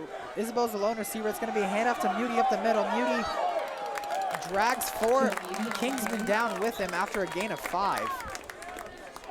So Chapman showing that they are committed to the run with Muti after a strong first half by him. Do you think that they're going to continue going to this run as they have in the whole game? Well, like I've said throughout this game, Chapman's a very good at staying 50-50 on run pass. That's something that makes both of their attacks play well off of each other, and they're definitely going to stay committed to the run here in this game.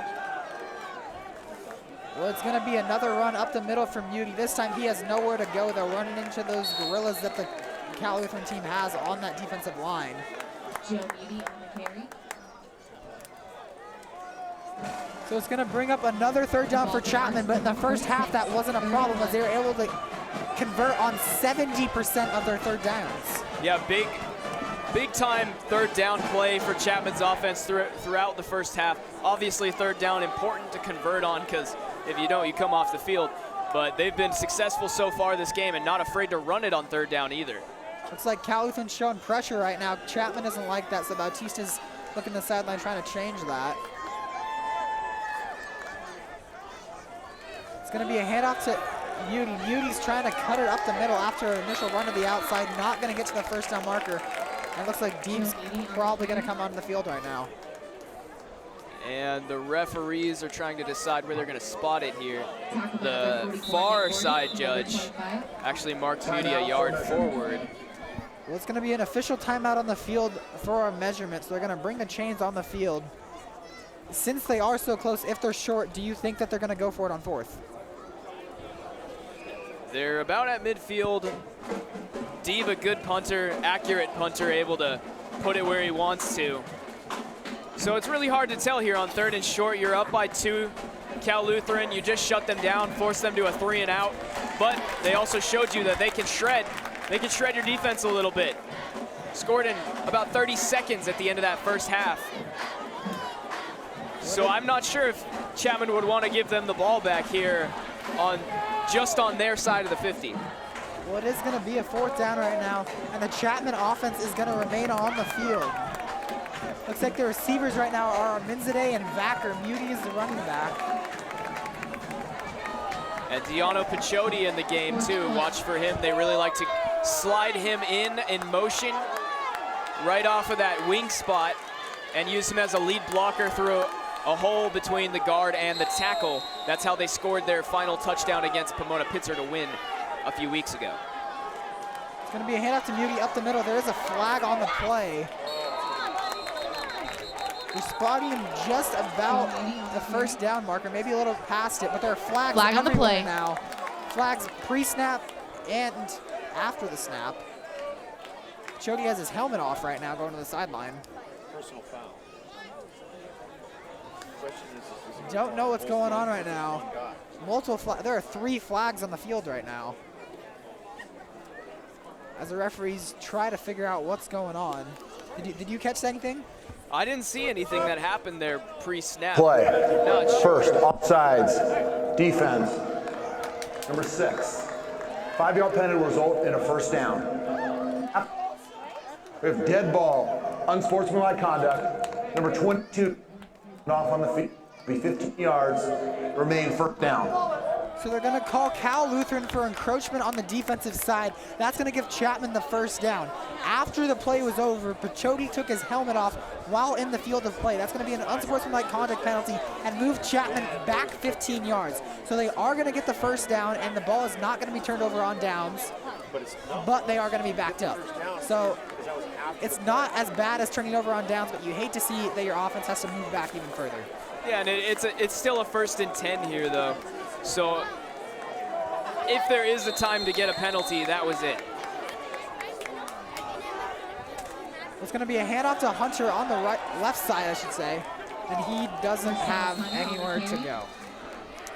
And something I'm interested to see here is that Ricky Bautista's feigning that read option type play, but he's yet to take it, even though the defensive line has crashed all the way towards the side of the running back, which is typically when the quarterback would pull it out and run. And I've been told that the coaching staff may not have as much confidence in their backup this year as they did last year. Mac Vale backed up Ricky Bautista last year after losing the quarterback battle to him earlier in the season. So they had a potential starter behind him last year. He was able to run a lot more without them worrying about him being injured. And now maybe not so much. There's going to be another read option up the middle to Hunter. And again, he has nowhere to go. Neither team has been able to do much on the rushing side of the offense going up the middle. Chapman's only success rushing the ball has been bouncing it out to the outside. But like you said, Chapman is committed to running the football. Yeah, and in the first half total, Chapman had quite a few rushing attempts, 21 to be exact. And Joe Muti, 112 yards on the ground, but 70 of that came off of that long touchdown run. So no one really has a lot of yards right now. Well, Hunter's going to remain in the game as the back right now. And it looks like there's going to be a timeout Chapman. There was about 7 seconds remaining on the play clock. Why do you think they're calling timeout right now? Well, they didn't like what they see. I mean, that's typically what's going to happen there is the coaching staff doesn't like what they see. They want to call a timeout and just bring it back and regroup here. It's always better to lose your timeout here on a 3rd down than to lose an opportunity at a potential 1st down and continue moving the ball down the field and try to score. So most coaching staffs will opt to, especially in a 3rd down situation like this, will opt to take that timeout, regroup, figure out something better to do, and get back out there and try to convert and keep moving down the field. Yeah, you just hope that this loss of timeout doesn't haunt Chapman later in the game as it comes down to, since it is a close game, you never know what's going to happen late in the 4th quarter if they're going to wish they had that timeout. And the music stops and the teams come back out onto the field now. It's going to be a 3rd down and about 5 to go. Looks like the Cal Lutheran team jumped a little bit, but they're not called for the flag. Bautista's going to change the play call right now.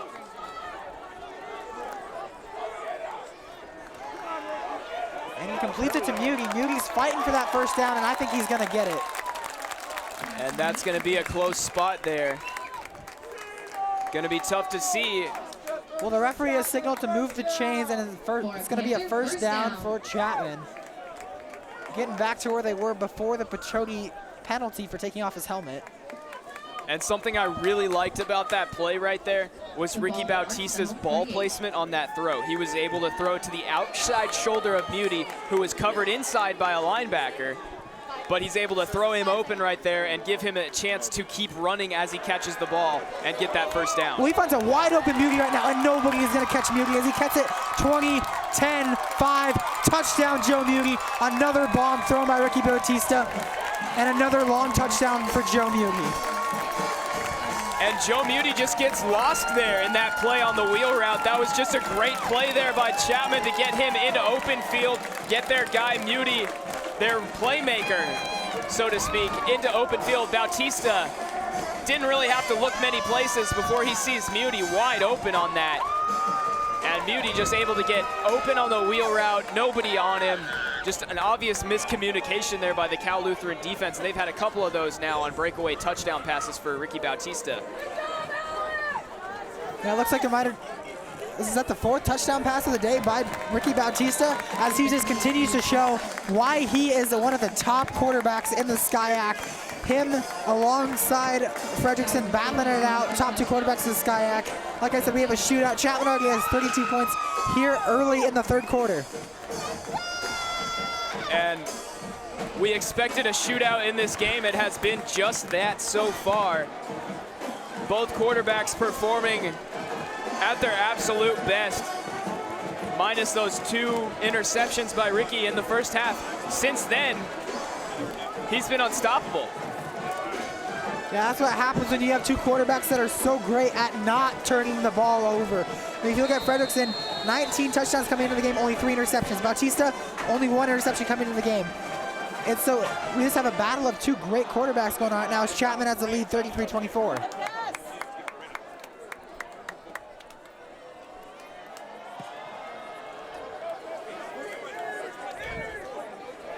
Ball's going to be caught at the goal line and it's going to be returned. Tackled at about the 22-yard line. Probably should have just let the ball go out of the back of the end zone, but that is only a 3-yard difference. And number 33, Brandon Medina, was able to sneak through the front men on that return, but he's not able to make the tackle as he slides and grabs nothing but air. But Chapman able to stop them right there on the 20 anyways. Cal Lutheran with the ball here, looking to make something happen.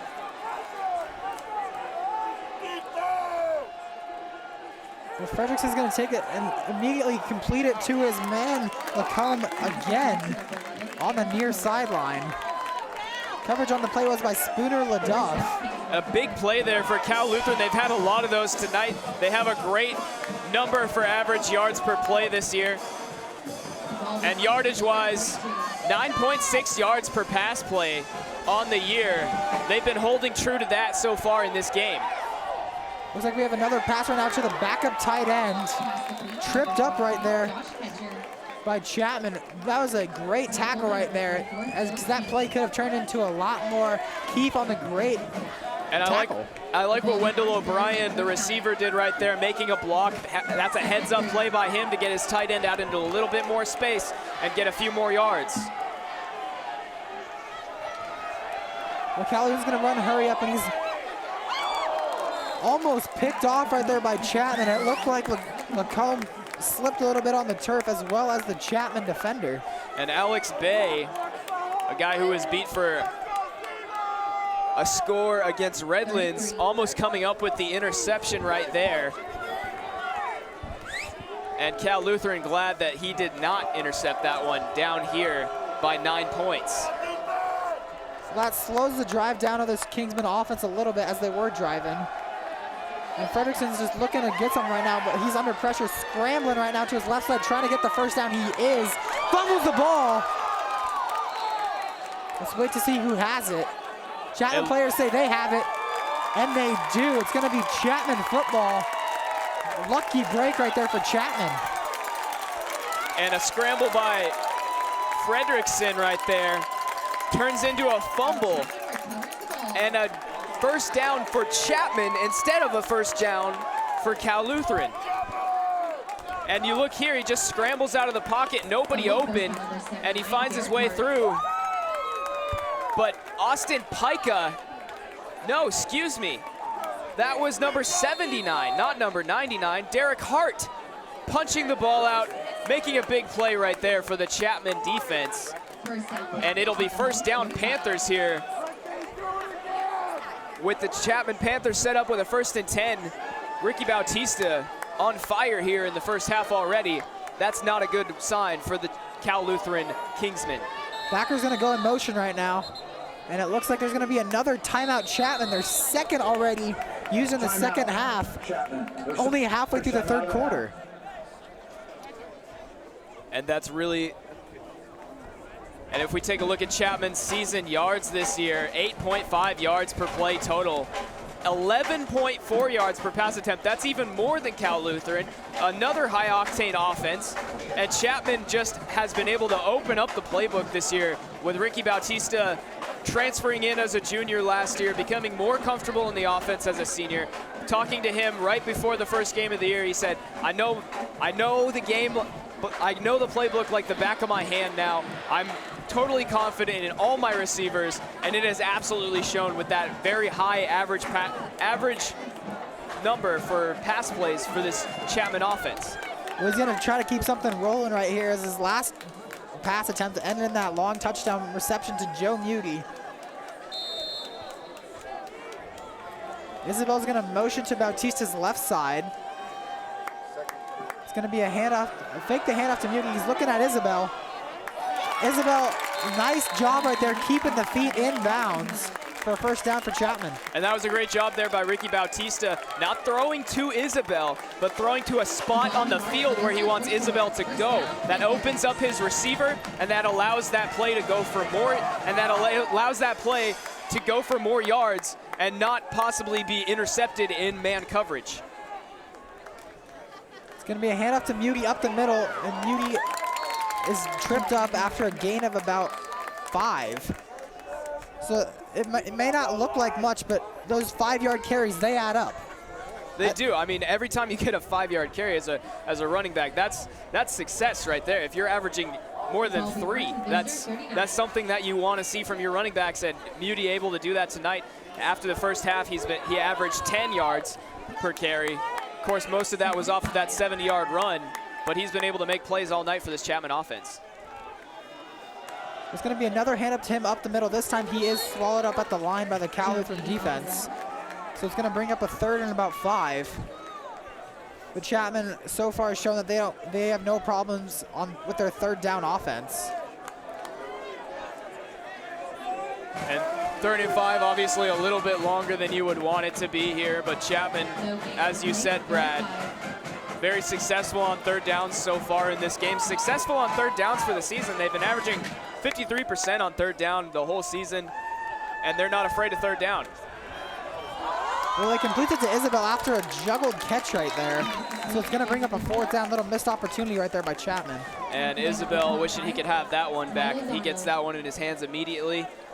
Quite possibly able to make a move and get that one for a 1st down. But great heads-up play by the Cal Lutheran defense right there, getting on the quick man for the Panthers very quickly and not allowing them to pick up that 1st down after picking up so many so far tonight. D back to punt right now. Of course, he's so good at picking the opponent deep in their own territory. It does not take a favorable bounce for Chapman as the ball hit the ground initially at the 3-yard line and was rolled all the way back to the 15. So not terrible starting field possession for the Kingsmen, but not where they would like to be. And that's a great bounce there for the Kingsmen.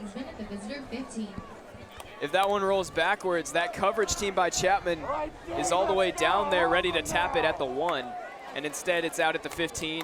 Not bad, especially when you're averaging such a high yards per play in this game and on the season as they have been so far. Well, Frederickson is able to complete the pass to his running back. That's the first time that we've heard Beeson's name in a long time.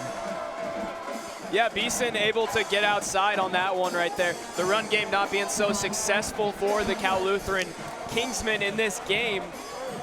Something that a lot of teams like to do to supplement that lack of running game is to throw it to running backs on swing routes behind the line to get them outside in space away from the defense, and that's what they did there. Frederickson looking to complete a pass right now. Nice pass breakup right there. Broken up by Chris Williams. Ball is intended for Lacombe. And Alex Bay in coverage there. Chris Williams coming over to help. Just a great play by the two of them working together to knock that ball out of the air, not allow Lacombe, who's been just scorching that Chapman defense tonight, to make another play. Yeah, so far Lacombe has been the go-to target since the running game hasn't been able to do much. Frederickson's looking downfield and he is dropped. It's going to be another sack for Chapman.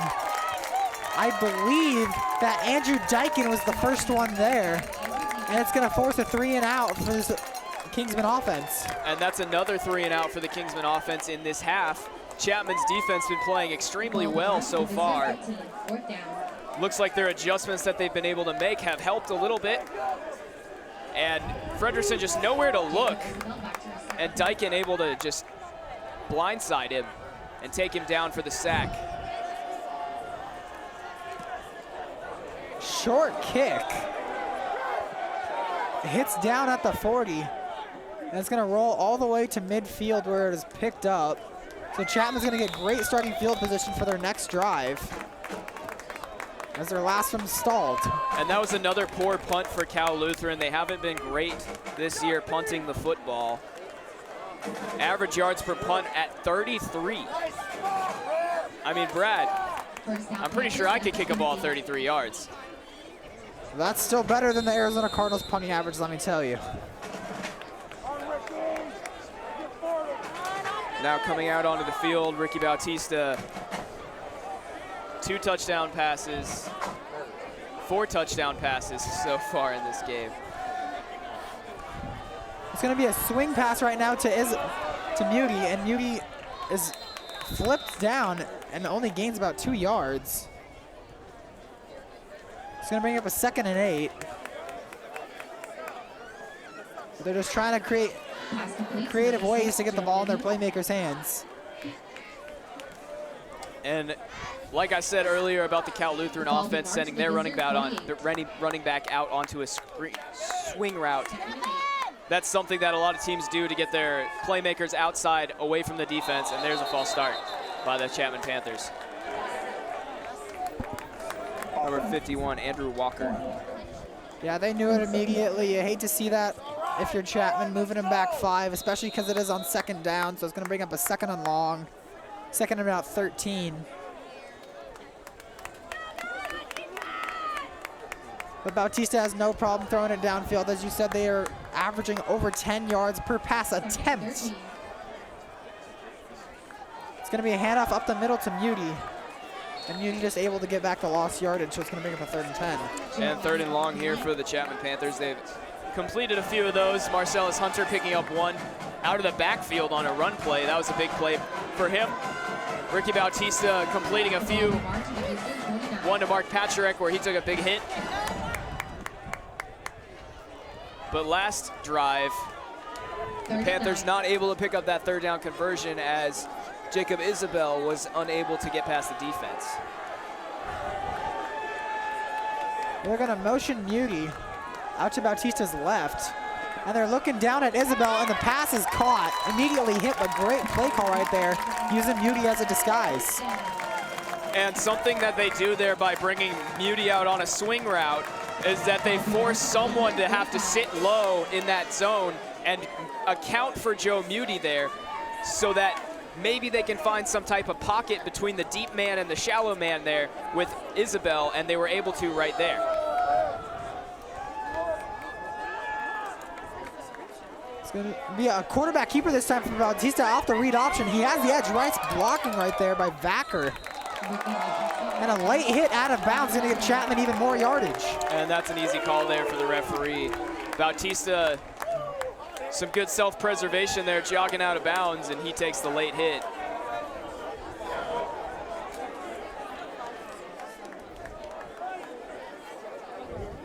Yeah, great job right there by Dominic Vacker, sealing the edge right there for Ricky Bautista on the read option. To the goal. Down. And that was on number 11, Aquari Eddington, the linebacker, senior from Riverside, California, on Cal Lutheran. That will be 15 yards and another Panthers 1st down. So Chapman's gonna get the ball after the penalty on the Cal Lutheran 14-yard line. Receivers are Minzade and Isabel. Bautista looking end zone at Isabel, and a touchdown reception for Jacob Isabel. Bautista's 5th touchdown pass of the game. And Bautista just slinging it out here tonight, and great throw right there to Isabel. I love what this guy does to throw his receivers open. Isabel blanketed a little bit there by the defensive back, but he's able to get some space there when Bautista throws it to an open spot on the field, and he's able to use his speed to get downhill to the ball and stay in the end zone. Let's take a look at the replay. Bautista rolling right, finds his man, and just an on-target throw there. Low and outside for Isabel, and he's able to score. And the extra point is good, so no special teams miscues this time, as Chapman's going to take the lead up to 41-24 here at home. Looking to punch that ticket to the D3 playoffs representing the SCIAC Conference. And after giving up a touchdown there at the end of the first half, a quick drive by Cal Lutheran to score again and bring it back within 2. Chapman is now up by 16 points here in the second half. Only 2 minutes to go in the third quarter. Just another great drive initiated by Ricky Bautista. He had the read option, ran it out for some yards, got the late hit, and then one play later, he's able to just rifle it into Jacob Isabel.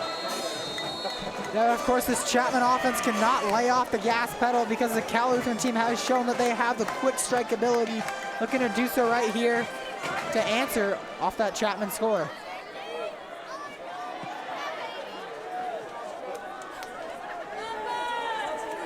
Kick is going to be returned again.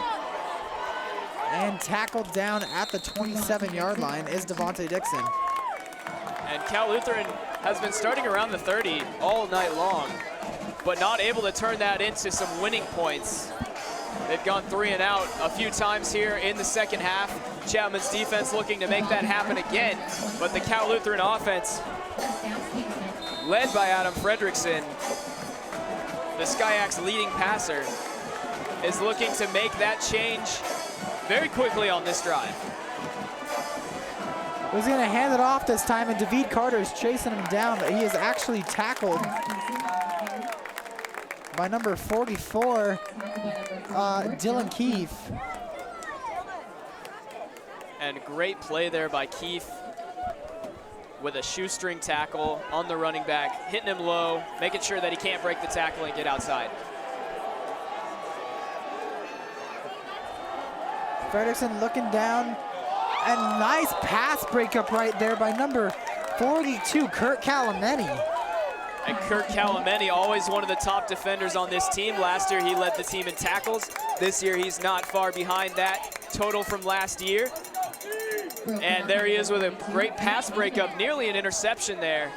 And Fredrickson now has had a couple interceptions dropped here in the second half.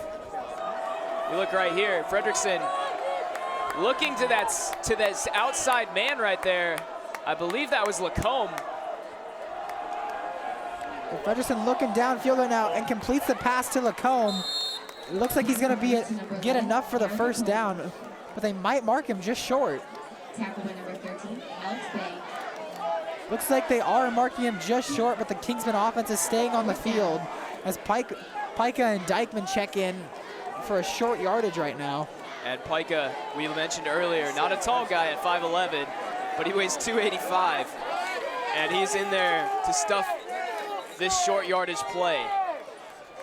Well, now the head referee is signaling to move the change after the official ruling was 3rd and short. And it looks like Chapman coaching staff does not agree. And that's one of those things that always looks bad as an official, is changing your decision. It might be the right one, but the fans will never agree with it. Looks like David Carter jumped right there, but they're going to complete it to the receiver. Flag on the play is going to be offsides against David Carter. I think, and honestly, I think the crowd saw that before the referee saw that. It took the roar of the crowd on the Cal Lutheran side to alert the referee.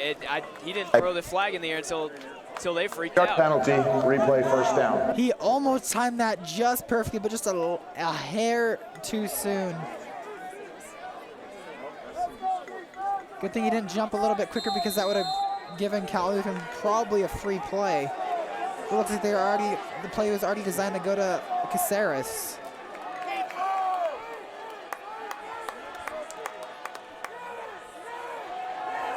Fredrickson looking to throw, and has nowhere to go, and he is hit by David Carter. Great coverage in the secondary right there by Chapman. And he had his guy Lacombe one-on-one with Chris Williams in the back, but he had no chance to give his guy a shot in that one-on-one situation because all game the Chapman defense has been pressuring him, making him try to see out the back of his head on those defensive linemen.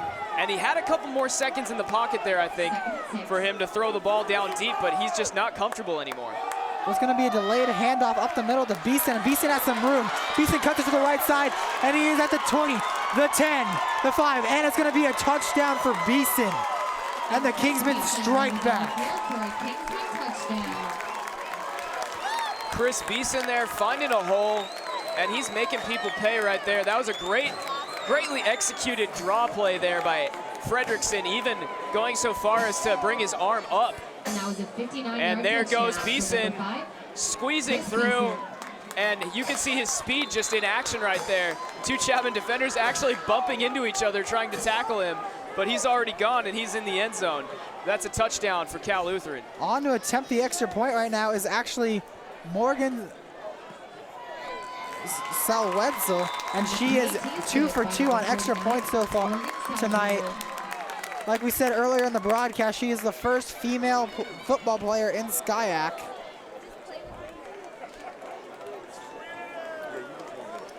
And a nice kick there by Salzwadell. Brings the Cal Lutheran Kingsmen within 9 now. Chapman's offense going to continue to keep their foot on the gas pedal. There's no slowing down at this point if Cal Lutheran's going to be able to score that quickly.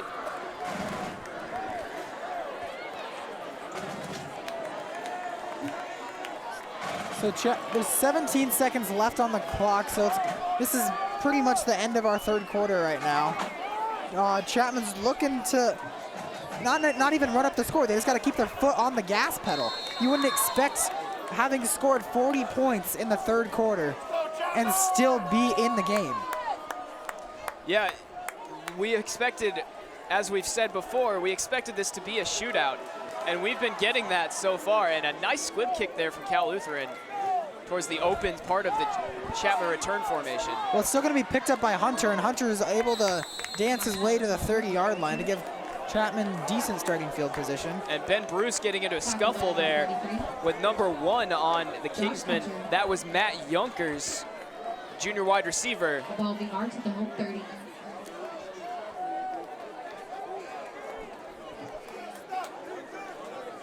So far, Chapman has been committed to the run, but a lot of their success has come on the down the field passing plays, mixing it up, being really effective on those play action passes. Looking to do the same thing right here.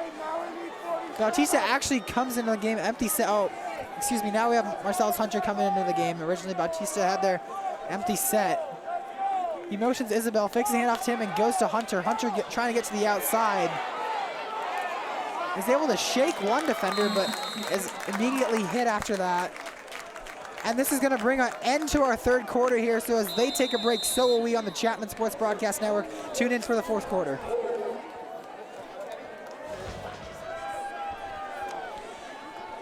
And we are back here in the fourth quarter. Chapman has the lead 40-31. Coming off the Cal Lutheran touchdown, Chapman's going to get the ball, and they're going to hand it off to Marcellus Hunter. Hunter's trying to get the edge and falls forward for a gain of 4. Gonna bring up a third down, but Chapman has shown that third down doesn't really matter to them. Yeah, Chapman so far 69% on third down. Down from that 70% from the first half, but still just that 1%. I mean, they're still sitting very nicely on that third down percentage. They're doing great right now. And Bautista gonna get his man Muty, who he threw a touchdown to earlier back in the game. Isabel's gonna go in motion. They're gonna fake the handoff to Muty. Bautista completes his pass to Muty, and Muty has the first down and is tackled at the 43-yard line. So another third down, another first down for the Panthers. And that was just a well-designed play there, bringing Isabel in. Isabel going straight at the guy who would be up there to tackle Muty, and Isabel's route really just getting in the way. So Bautista's doing a great job right now. He's throwing for 80% completion percentage. And he's going to hand it off to Muti this time for a gain of 3.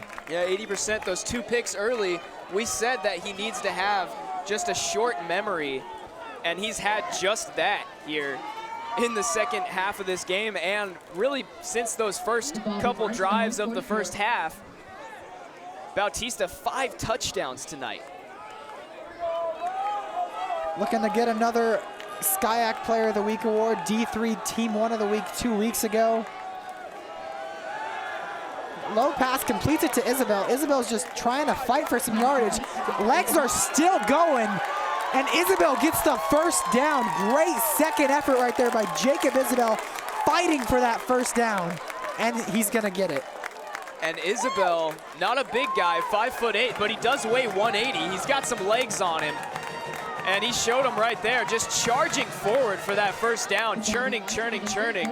That's something they teach you from day one in football. Never stop your feet. And Jacob Isabel just showing some great running technique right there, getting that first down. Looks like Chapman's maybe starting to slow it down a little bit after that one, taking a breather. And here's Isabel on the swing pass, catches it low and just keeps going and gets some help there. And he's just gonna keep going forward, getting help from Dominic Vacker to get the first down. As you see right there, Joe Muti with a nice gain up the middle. Still chugging out yards for this Chapman offense.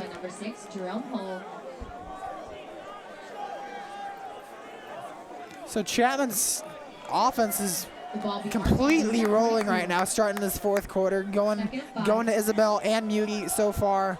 Only 2 players to touch the ball other than Bautista. Vacker and Aminzadeh are lined up as receivers this time. It's going to be another handoff to Muti up the middle. And he might actually have been tackled behind the line, bringing up another third down. Isabel and Hunter are going to check back into the game.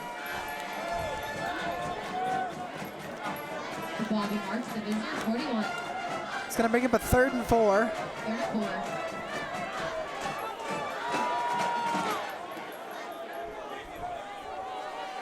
And Chapman actually averaging 10 yards a pass in this game. 23 passes for 231 yards. Even a guy like me can do the math on that one. We're going to fake the handoff to Hunter. Bautista giving it all. Wide open. Jacob Isabel makes a reception. He's going to take it in for his 2nd touchdown of the game. And Bautista's 6th. That is 6 touchdown passes for Ricky Bautista. Yep, that's 6 touchdown passes of the game for Ricky Bautista. Chapman has discovered a new love for the pass this year. Their points per game have gone through the roof. And Ricky Bautista with 6 touchdown passes now. That's now 2 to Jacob Isabel. And Jacob Isabel able to sneak out. Bautista doesn't even have to read the defense. Isabel's just wide open.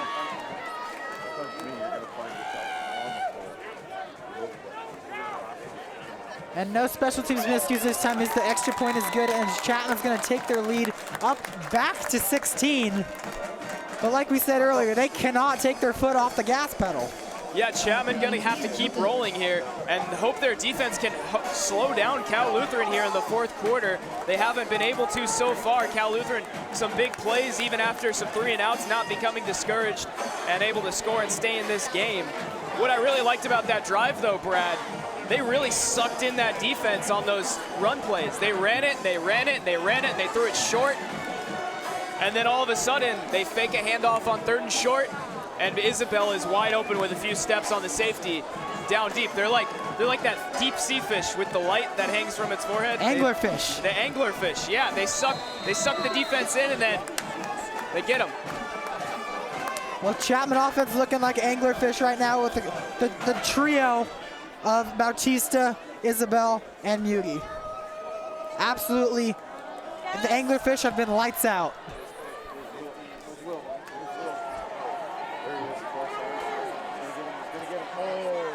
Looks like there might have been a hole right there on the kickoff for Devontae Dixon to cut through, but nice job by Chapman making sure he's tackled down. Yet another Cal Lutheran drive starting at about the 30-yard line. Yeah, and Cal Lutheran's return teams have been great at setting them up with good field position through this whole game. Cal Lutheran offense still down 2 scores though. Still down 2 scores, but they do have the quick strike ability, as they have shown all game, going to their main guy, Lacombe, down the middle of the field. As they're looking at Lacombe again, and they do complete it to the middle of the field and tackled down at the 45-yard line. And that was a beautiful pass there from Fredrickson to Lacombe. Just hitting him in stride. I don't think Lacombe slowed down a single step to get that pass. And Chris Williams making a clutch tackle there on the sideline after Spooner LaDuff blows the coverage. High snap, but he's able to handle it and finds a wide open Lacombe in the middle of the field and tackled at the 18-yard line. And Chapman continuing to play that too-high safety defense. They don't want to give up the big plays on the sidelines to those deep threat receivers, Lacombe and the rest of the squad. But they still have been giving up some plays in the middle of the field, which has been one of their major weaknesses through this game. Fredrickson's under pressure, is able to avoid the sack, still dancing around, and just has to. He throws to the end zone, and almost a spectacular one-handed grab by Lacombe, but he cannot hang on. And Derek Hart, so close right there to getting Fredrickson. Fredrickson making a heads-up play. Great pocket awareness right there, great pocket presence, able to get past the defensive rush that came right off the edge. He didn't even have a chance to set his feet, and he was under pressure, and he's able to roll out and throw a pass that could be caught for a touchdown.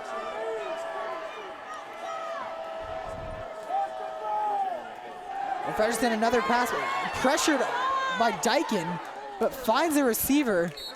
And he's done an amazing job at avoiding pressure so far. What's it been on the Chapman defense that you think has been able to get them all this pressure so far in the game? Well, they have a lot of good pass rushers that are quick, speedy type of guys. They're not an oversized unit on the defensive line, but they're an in-shape unit and a quick unit that can get to the quarterback, and they have some nice depth at that position that allows them to stay fresh. He completes it and fighting for the end zone, and he's gonna get in. Another quick strike by this Cal Lutheran team. That is Lacombe on the touchdown reception, the go-to guy on that entire drive. And it's back to an 8-point game. Excuse me, 10-point game. Looking to make it a... My math is atrocious right now. And Lacombe just finding the spot right there in the zone. Chris Williams too high to make the play. Number 42, Kurt Calameni, too low to make the play. Well, it's a low snap, but it's no problem for Morgan Salzwada. I am not doing her justice tonight with her last name. I think we need to meet up with her after the game and ask her what her last name is, how to say it. Yeah, and it's also interesting looking at Fredrickson with his last name, not a typical spelling of the name. This Cal Lutheran team has definitely thrown us some challenges tonight, but they are definitely making it a great game. Only down 8 points right now, putting up 38 points and only down 8. That's insane. Defense has definitely been optional here tonight at Wilson Field. And last year, Chapman, really a defensive team. The #1 scoring defense in the SCIAC Conference. But this year, with one of the top offenses in the conference, now they can lean on their offense and Ricky Bautista to score. Well, yeah, that's been no problem so far for Ricky Bautista tonight, putting up 6 touchdown passes. Like I said, my math is atrocious. As they're gonna squib kick it right now. Again, picked up by Hunter. Hunter coming up to the middle of the field, spins, and is dropped down at the 30. Some good communication there by the Chapman special teams, letting Marcellus Hunter pick it up. The up men know their place. They are not the ones returning for a reason, and they let Marcellus Hunter scoop it up and try to make something happen on the return. So there's about 9:30 here left in the game. Chapman has a 9-point lead. As they're gonna call Chapman for a hold right here on the kickoff. Going back to what I was saying, Chapman has a 9-point lead with 9 minutes left in the game. And you can't even start to think about running out the clock with the way the Cal Lutheran offense has been playing. Yeah, Fredrickson and Lacombe and the rest of the squad have been able to just scorch the Chapman defense through this whole game. 38 points. Usually when you put up 38 points, you're not behind. But this Chapman offense has been so hot with Ricky Bautista throwing 6 touchdown passes. Yet they're the ones winning here with Cal Lutheran with 38 points. Well, Bautista's going to keep it himself and has some room to run. He has Isabel as a blocker, and Bautista's run downfield all the way at the 50-yard line. That is a 20-yard run on the read option for Ricky Bautista. And we talked earlier, we don't see Ricky Bautista taking the ball very much on these read options. And that's really played out to their advantage through the end of this game. He's had a couple read option plays now where he's broken big runs to help set them up for first downs, or he drew the late hit out of bounds on the one. And the defense isn't expecting him to take it now after he's been giving it off so many times early in the game. Looks like the Cal Lutheran team was showing pressure, so Bautista's going to change the play call, flip the formation. And he's going to give it off to Muty up the middle. Joe Muty on the carry. Gains about 2 or 3.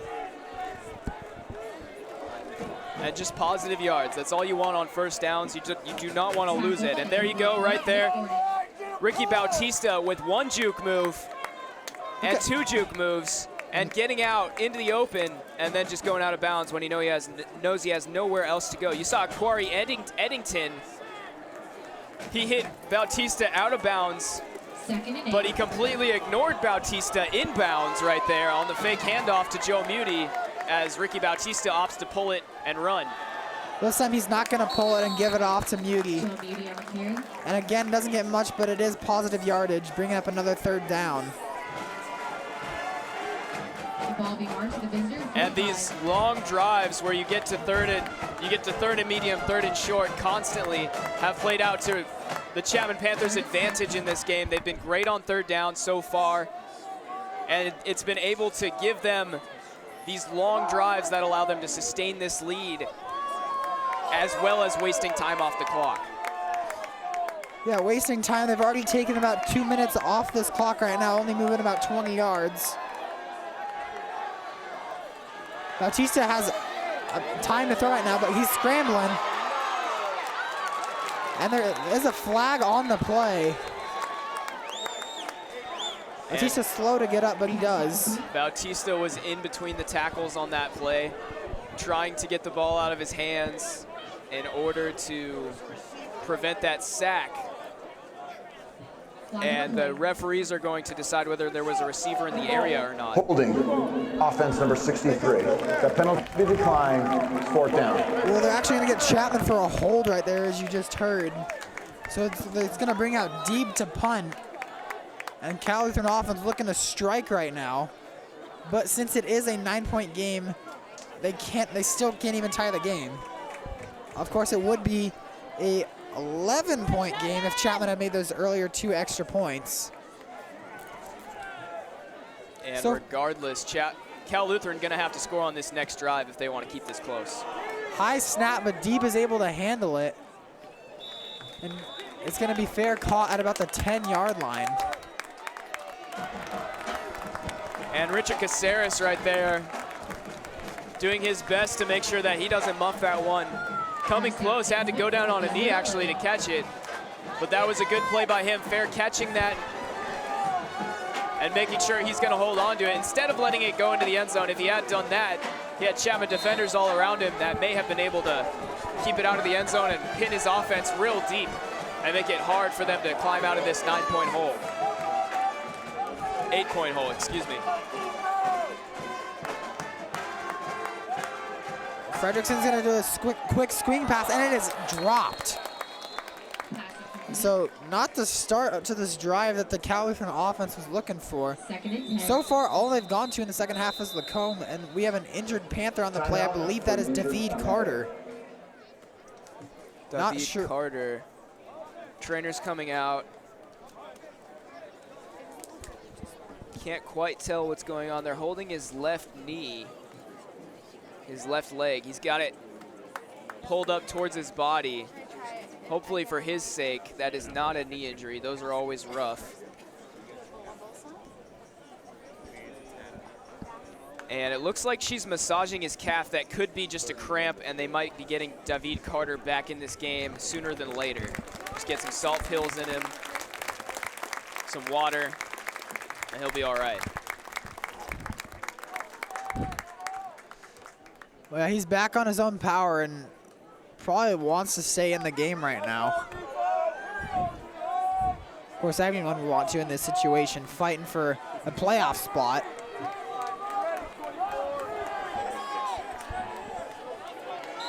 Cal Lutheran out of the pistol. It's going to be another draw play to Beeson up the middle. And Beeson has some room. Beeson's trying to get to the sideline. He does. He has the edge. And all the way down to the 32-yard line. That's the same play that they had on Beeson's long touchdown run. And he's tackled by Cesar Delgado and Kurt Calameni. And that's not the type of play you want to start with if you're the Chapman defense. Up by 8 here in the fourth quarter. Here's a replay. And he's able to just get up the middle and then cut outside. And through the hands of Wendell O'Brien. And number 17, Chris Surtis on that last play, just making a bad tackle angle there. It's going to be second down here for Cal Lutheran now. So 2nd and 10 after the drop pass by Wendell O'Brien. Already 2 drop passes by the Kingsmen on this drive.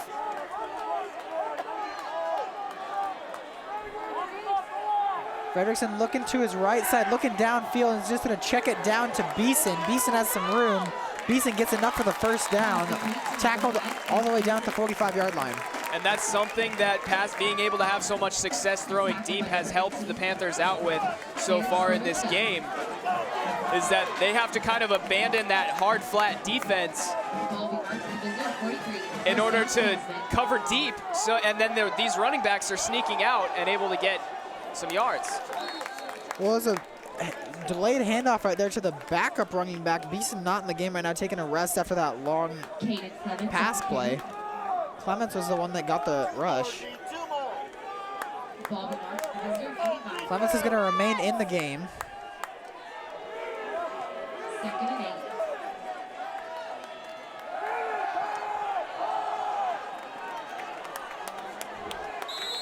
Quick strike right there. It looks like it's going to be enough for the first down, so the Kingsman offense is on a roll. First down, Kingsman. So another first down for the Kingsmen. This drive started all the way back at their own 10-yard line. Fredrickson's doing a nice job right now of avoiding pressure, not going to his first and second options, going to his third and fourth. Another handoff to Beeson. It's going to be tackled by Keith. And the Chapman offense still getting gouged. And we're looking at David Carter right now. They're testing that knee. That's not a good sign, doing some testing on that, checking for looseness of ligaments and whatnot. Hopefully for his sake, they don't find anything negative. Chapman brings the pressure this time, and he is going to be sacked.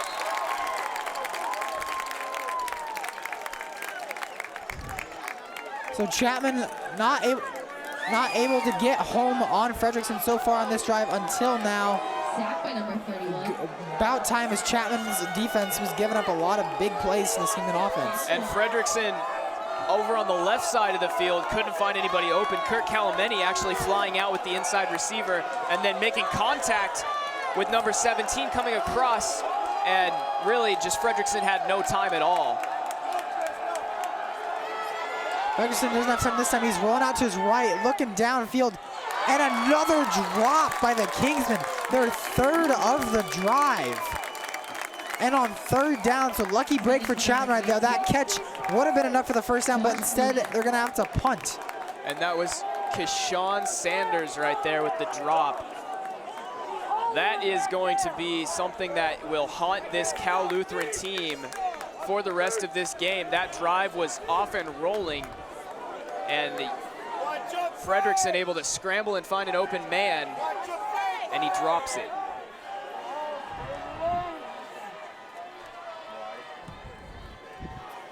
Ball's end over end kick, so it's gonna bounce into the end zone. So it's gonna result in a touchback right there. Probably not the punt that the Cal Lutheran, he knows he messed up on that punt, getting it end over end instead of spiraling it, because end over end is gonna make the ball bounce further into the end zone. Trying to get my best Pat McAfee Pat McAfee special teams analysis right here.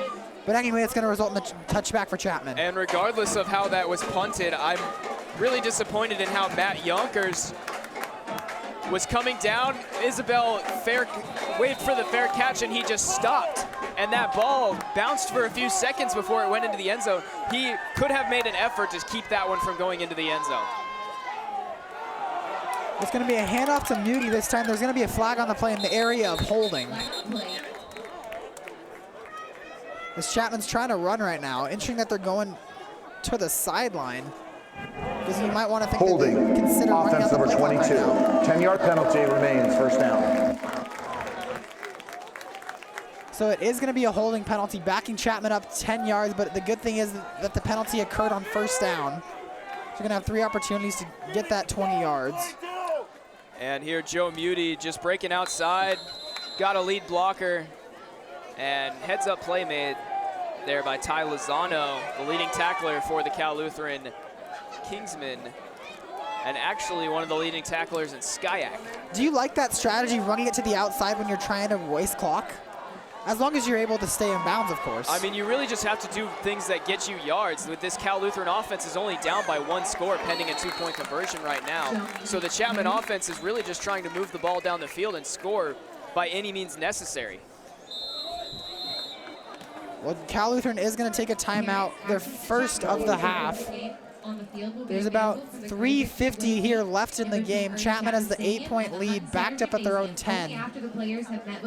What do you think Chapman's strategy is going to be to waste the play clock right here? Well, you've got to make conservative play calls here, but at the same time, that's classic football strategy. Chapman not always showing classic strategical decisions. Against Redlands, they threw on 3rd and 10 a play action pass out of their own end zone, and it ended up for 50 yards. So that's something that will help them moving forward on this drive. Is Cal Lutheran's going to have to be careful not to give up big plays, as Chapman has shown they're willing to go deep on 3rd and long, 4th and long. Well, it is 2nd and long right now, 2nd and 20. Ball on their own 10-yard line.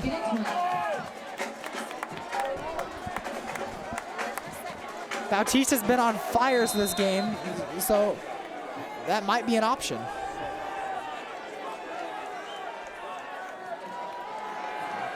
They are going to Bautista, and Bautista's running around back there, avoiding the sack, and finds Isabel right at the sticks. They're going to mark Isabel just short, but it's going to bring up a 3rd and short. And that was just extreme example right there of Bautista's athletic ability. He's been showing it tonight. 6 touchdowns. He's been winning the quarterback duel so far with Adam Fredrickson on the other side. And Fredrickson's thrown 40 passes, but only completed 3 more than Ricky Bautista. But he has not had a poor game himself. He's led his team to 38 points. Yeah, when you're looking at a quarterback that's thrown for 400 yards and 3 touchdowns and no interceptions, I'd say he's doing his job. Yeah, I mean, they put up 38 points. 38 points. I mean, tonight against a Chapman offense that is just red hot. It's rough, especially on that last drive when Fredrickson's leading them down the field, finds an open man after scrambling out of the pocket, and he drops it. Here Chapman, I loved that last play with Ricky Bautista. He was able to just scramble across the formation and find a guy throwing almost as he runs parallel to the line of scrimmage down the field. That was just a great example of his arm talent that he has that's lifted him to these 6 touchdowns and a Chapman offense to 46 points. It's going to be a handoff to Muti, and he's going to get it even though the Kingsman defense brought tons of pressure. And that's one of the problems with blitzing right there, is if you pick the right gap, you stuff the play. But if you pick the wrong one, there's nobody in the second level to stop that running back once he gets there. The defensive backs are going to have to come up and make a play, or you're going to have to chase him down. And that's what happened right there. Aquari Eddington actually picked the opposite gap of where Joe Muti went through, and he was able to pick up the first down. Yeah, only 3 minutes left in the game, and Cal Lutheran only has 1 timeout. It's looking like it's desperation time for the Kingsmen. Another handoff to Muti. Doesn't get much, but he does get positive yards. And that's going to be the final timeout of the game for the Kingsmen. And Joe Muti right there just picking up some more yards. Chapman going to continue to run the football here, up by 1 score in this shootout game here in Ernie Chapman Stadium. It's been a heck of a spectacle to watch so far. Yeah, we got fireworks going on at Disneyland right now, and we got fireworks going here at Ernie Chapman Stadium. An absolute shootout. Chapman 46, Cal Lutheran 38. Chapman looking to get one more first down to seal the victory in the game. So how do you think they go about getting the first down? Cal Lutheran has no more timeouts, but Ricky Bautista has been on fire. Again, it's all about it's all about smart play calling. I wouldn't say necessarily conservative. You want to throw to open guys. You don't want to make iffy decisions, throw into tight windows. You want to either run the football or throw to wide open players. Those are the only two things that are available right now. If you do throw the football and there's nobody open, you've got to throw it away or take the sack. There's no other option. Looks like Chapman's going to call a timeout right now. Not liking what they're seeing. Again, it's 2nd and 8. Ball on the 38-yard line. 2 minutes, 54 seconds left in the game. Correction. No time. And the Panthers just discussing the strategy right here. I mean, like I said, in the huddle, good decisions only is what happens here. This is where it's really important. This is where the good teams define themselves with mental toughness here, being able to execute with the pressure on in a tight spot.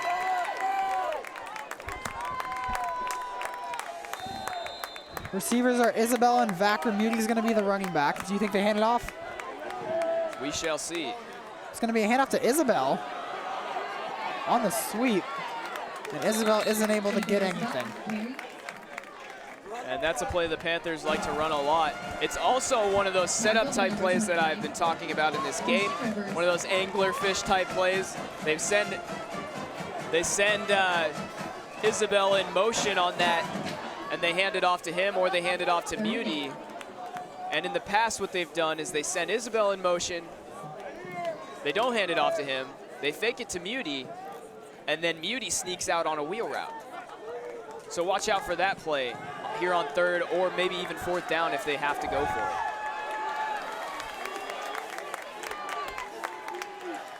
It's going to be a handoff to Muty up the middle. So it's going to bring up a 4th down, but Chapman's going to be able to run about 40 seconds left on the play clock. So Cal Lutheran's not going to get the ball until about 1:20 left in the game. They have the quick strike ability, but they do need a touchdown and a 2-point conversion. Yeah, and they've shown us they're capable of that. Adam Fredrickson, he's been able to move this Cal Lutheran unit down the field, up and down this whole game. Yards-wise, they're not doing too shabby.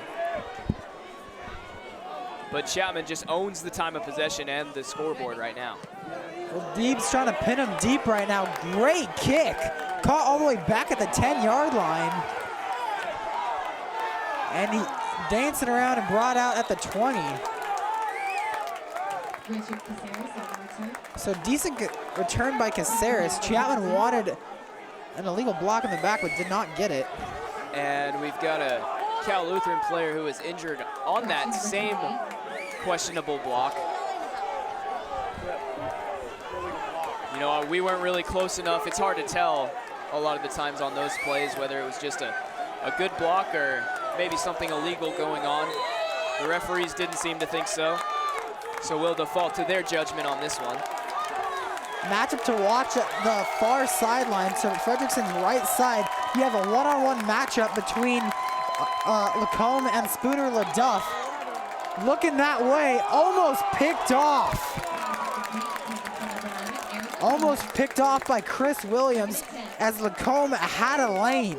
And that's our fellow broadcast student right there, Chris Williams, still searching for that first interception of the year. Had a chance right there and not able to come away with it. But that would have been the nail in the coffin right there. If you're Chapman, though, do you give help towards guarding Lacombe? He's been almost unguardable this game. They're looking his way again. and completed to Lacombe. And that was good coverage there by Spooner LaDuff, making Frederickson have to thread the needle on that throw. That was a great throw. Hit him in stride, and Lacombe's extreme height right there. He's 6'3". He's a big guy, making it so that Frederickson can just put it up there and make him go up for it. Chapman's bringing pressure and completes it to his far sideline. Now going back to Lacombe, they're going to him. They've been going to him all game. Why is Chapman not getting more defenders on his side? You know, once you move guys over there, then you take attention away from other players, and they know that Frederickson can get through his reads and find the open guy. Frederickson is hit. That is going to be a sack for Dykin. Andrew Dykin with just a game-changing play right there. Just stalling this Cal Lutheran drive that was off to a hot start.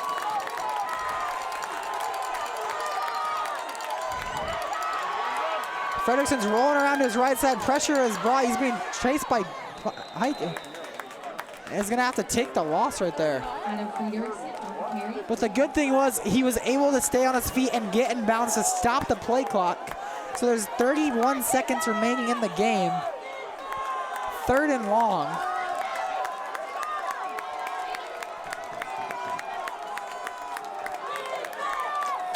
And here you can see Frederickson just no time in the pocket. These Chapman edge rushers are just getting in.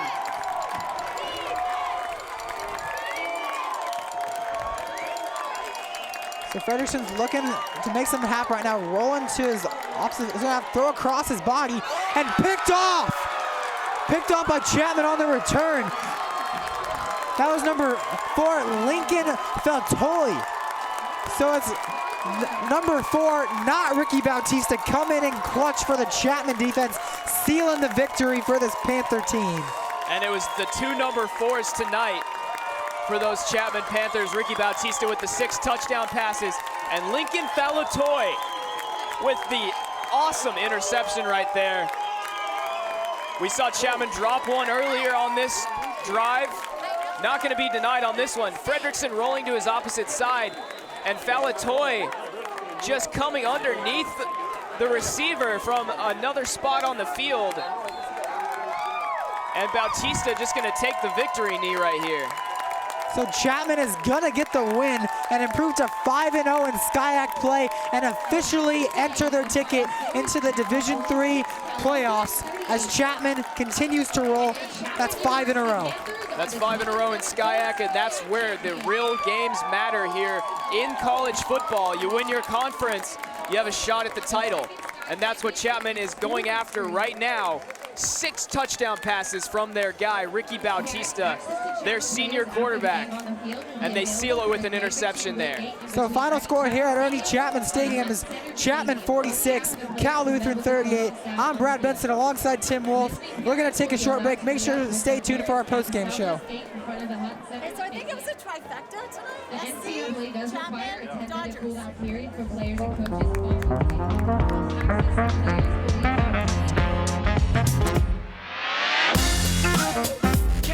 And we are back here for a trophy presentation as Chapman is gonna get the SCIAC Championship trophy here tonight. Coming off the win against Cal Lutheran, improving to 5-0 in conference play. We're just waiting on the ceremony. And talking to Chris Williams before the season, I know we've run that soundbite before in this game, on these broadcasts. He said anything short of a SCIAC championship would be a disappointment. And it looks like they've now got a SCIAC championship on that in that Chapman locker room.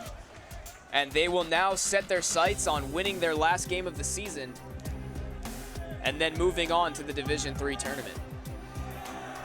Yeah, of course, Chapman had a slow start to the season, but it didn't matter because that wasn't conference play. In conference play, they are perfect. And Ricky Bautista, their quarterback, he's been perfect. His first 2 interceptions in SCIAC play were tonight. And other than those 2 interceptions, he was absolutely amazing, throwing for 6 touchdown passes to a multitude of different receivers. Jacob Isabel was great. Joe Moody was great, having a 70-yard touchdown run. Everything that can go right for this Chapman team is going right now. And that's why they're being awarded this SCIAC trophy right now. And there's Coach Owens hyping up his team. Those are his guys. They all believe in him. He sets an incredible tone in the locker room for those guys. They all have stand-up character, and that is one of the major things that he preaches for his team. You can see them giving him some love right there. First SCIAC Championship in 4 years for the Chapman Panthers, and it was behind the arm of Ricky Bautista, now established in this Chapman offense and showing it. 6 touchdown passes tonight, 23 on the year. Yeah, you can see the Chapman team right there putting up #1 because they are #1. They are the team to beat right now in SCIAC, and they are hyped and they know it. They deserve a huge victory celebration as they are getting one. Great game tonight on every phase. Offense, defense, maybe not special teams, but they executed everywhere. A couple things that they can address, but they are the best team. And that's all you can ask for. That's the goal they set at the beginning of the season, and they have achieved that goal. This season hasn't quite come to an end, but they are 5-0. They are 5-0 in conference play. Look, next week is going to be their last week in conference play against CMS, and they're going into the playoffs. They're going in strong. Yeah, and you want to stay focused here is what Coach Owens is going to be preaching to his team here moving forward for the rest of the season. In this game against Claremont Mudd Scripps, you don't want to get bogged down by a loss here at the end of the season against a Claremont Mudd Scripps team that is not too shabby.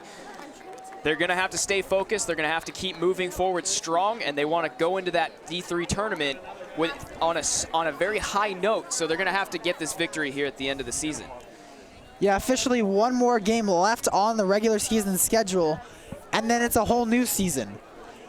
Chapman's of course they want to improve their seed. They do have those 2 losses at the beginning of the season that could affect their seeding going into the playoffs. So they want to have a strong outing against CMS in order to make the road to a national championship maybe a little bit easier than it would have been otherwise. Yeah, and earlier in the season, they started game 1 against Linfield, who's currently #8 in Division III, and that was great competition early on. We broadcasted that game. Chapman hung with them. They actually had the lead going into the second half, eventually losing that game, but it was a close one, and obviously they've immensely improved since then and hope to move forward and be able to compete with teams like Linfield. And here we have the final trophy presentation to Coach Owens and the Chapman Panthers. Yeah, great moment right there. The entire team is, the president of the SCIAC is personally at this game handing them the trophy as they have earned it.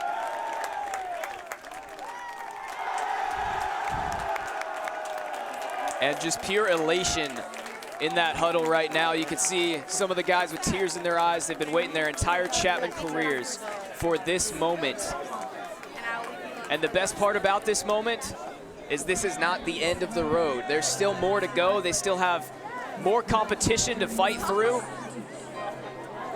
and more achievements to accomplish on this season. And this Chapman offense is soaring high and looking good coming into the end of the season here, confirming themselves as SCIAC champions.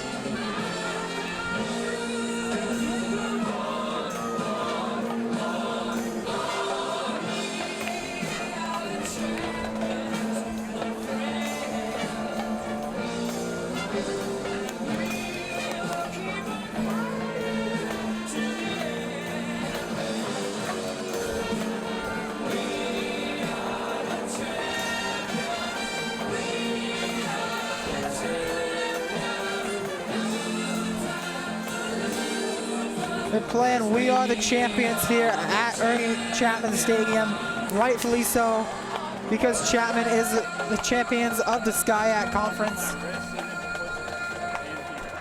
So overall, a great outing here tonight. Chapman getting the victory in an absolute blowout. It was just amazing on everything. Ricky Bautista was amazing. Joe Muti was amazing. And it was just a shootout. And Chapman proved tonight why they are the best team in SCIAC. Yeah, Ricky Bautista, 6 touchdown passes, actually ties his own record here at Chapman. He threw 6 last year against Occidental in the final game of the season, and he carried that momentum straight into this season, tying this record here in the SCIAC Championship game. There's plenty of highlights to look at from this game. We wanted to show you all of them from the entire game, but there were so many touchdowns in the second half that we can only show the second half highlights. So we're going to take a look at those right now. And right here, Joe Muti just sneaks out.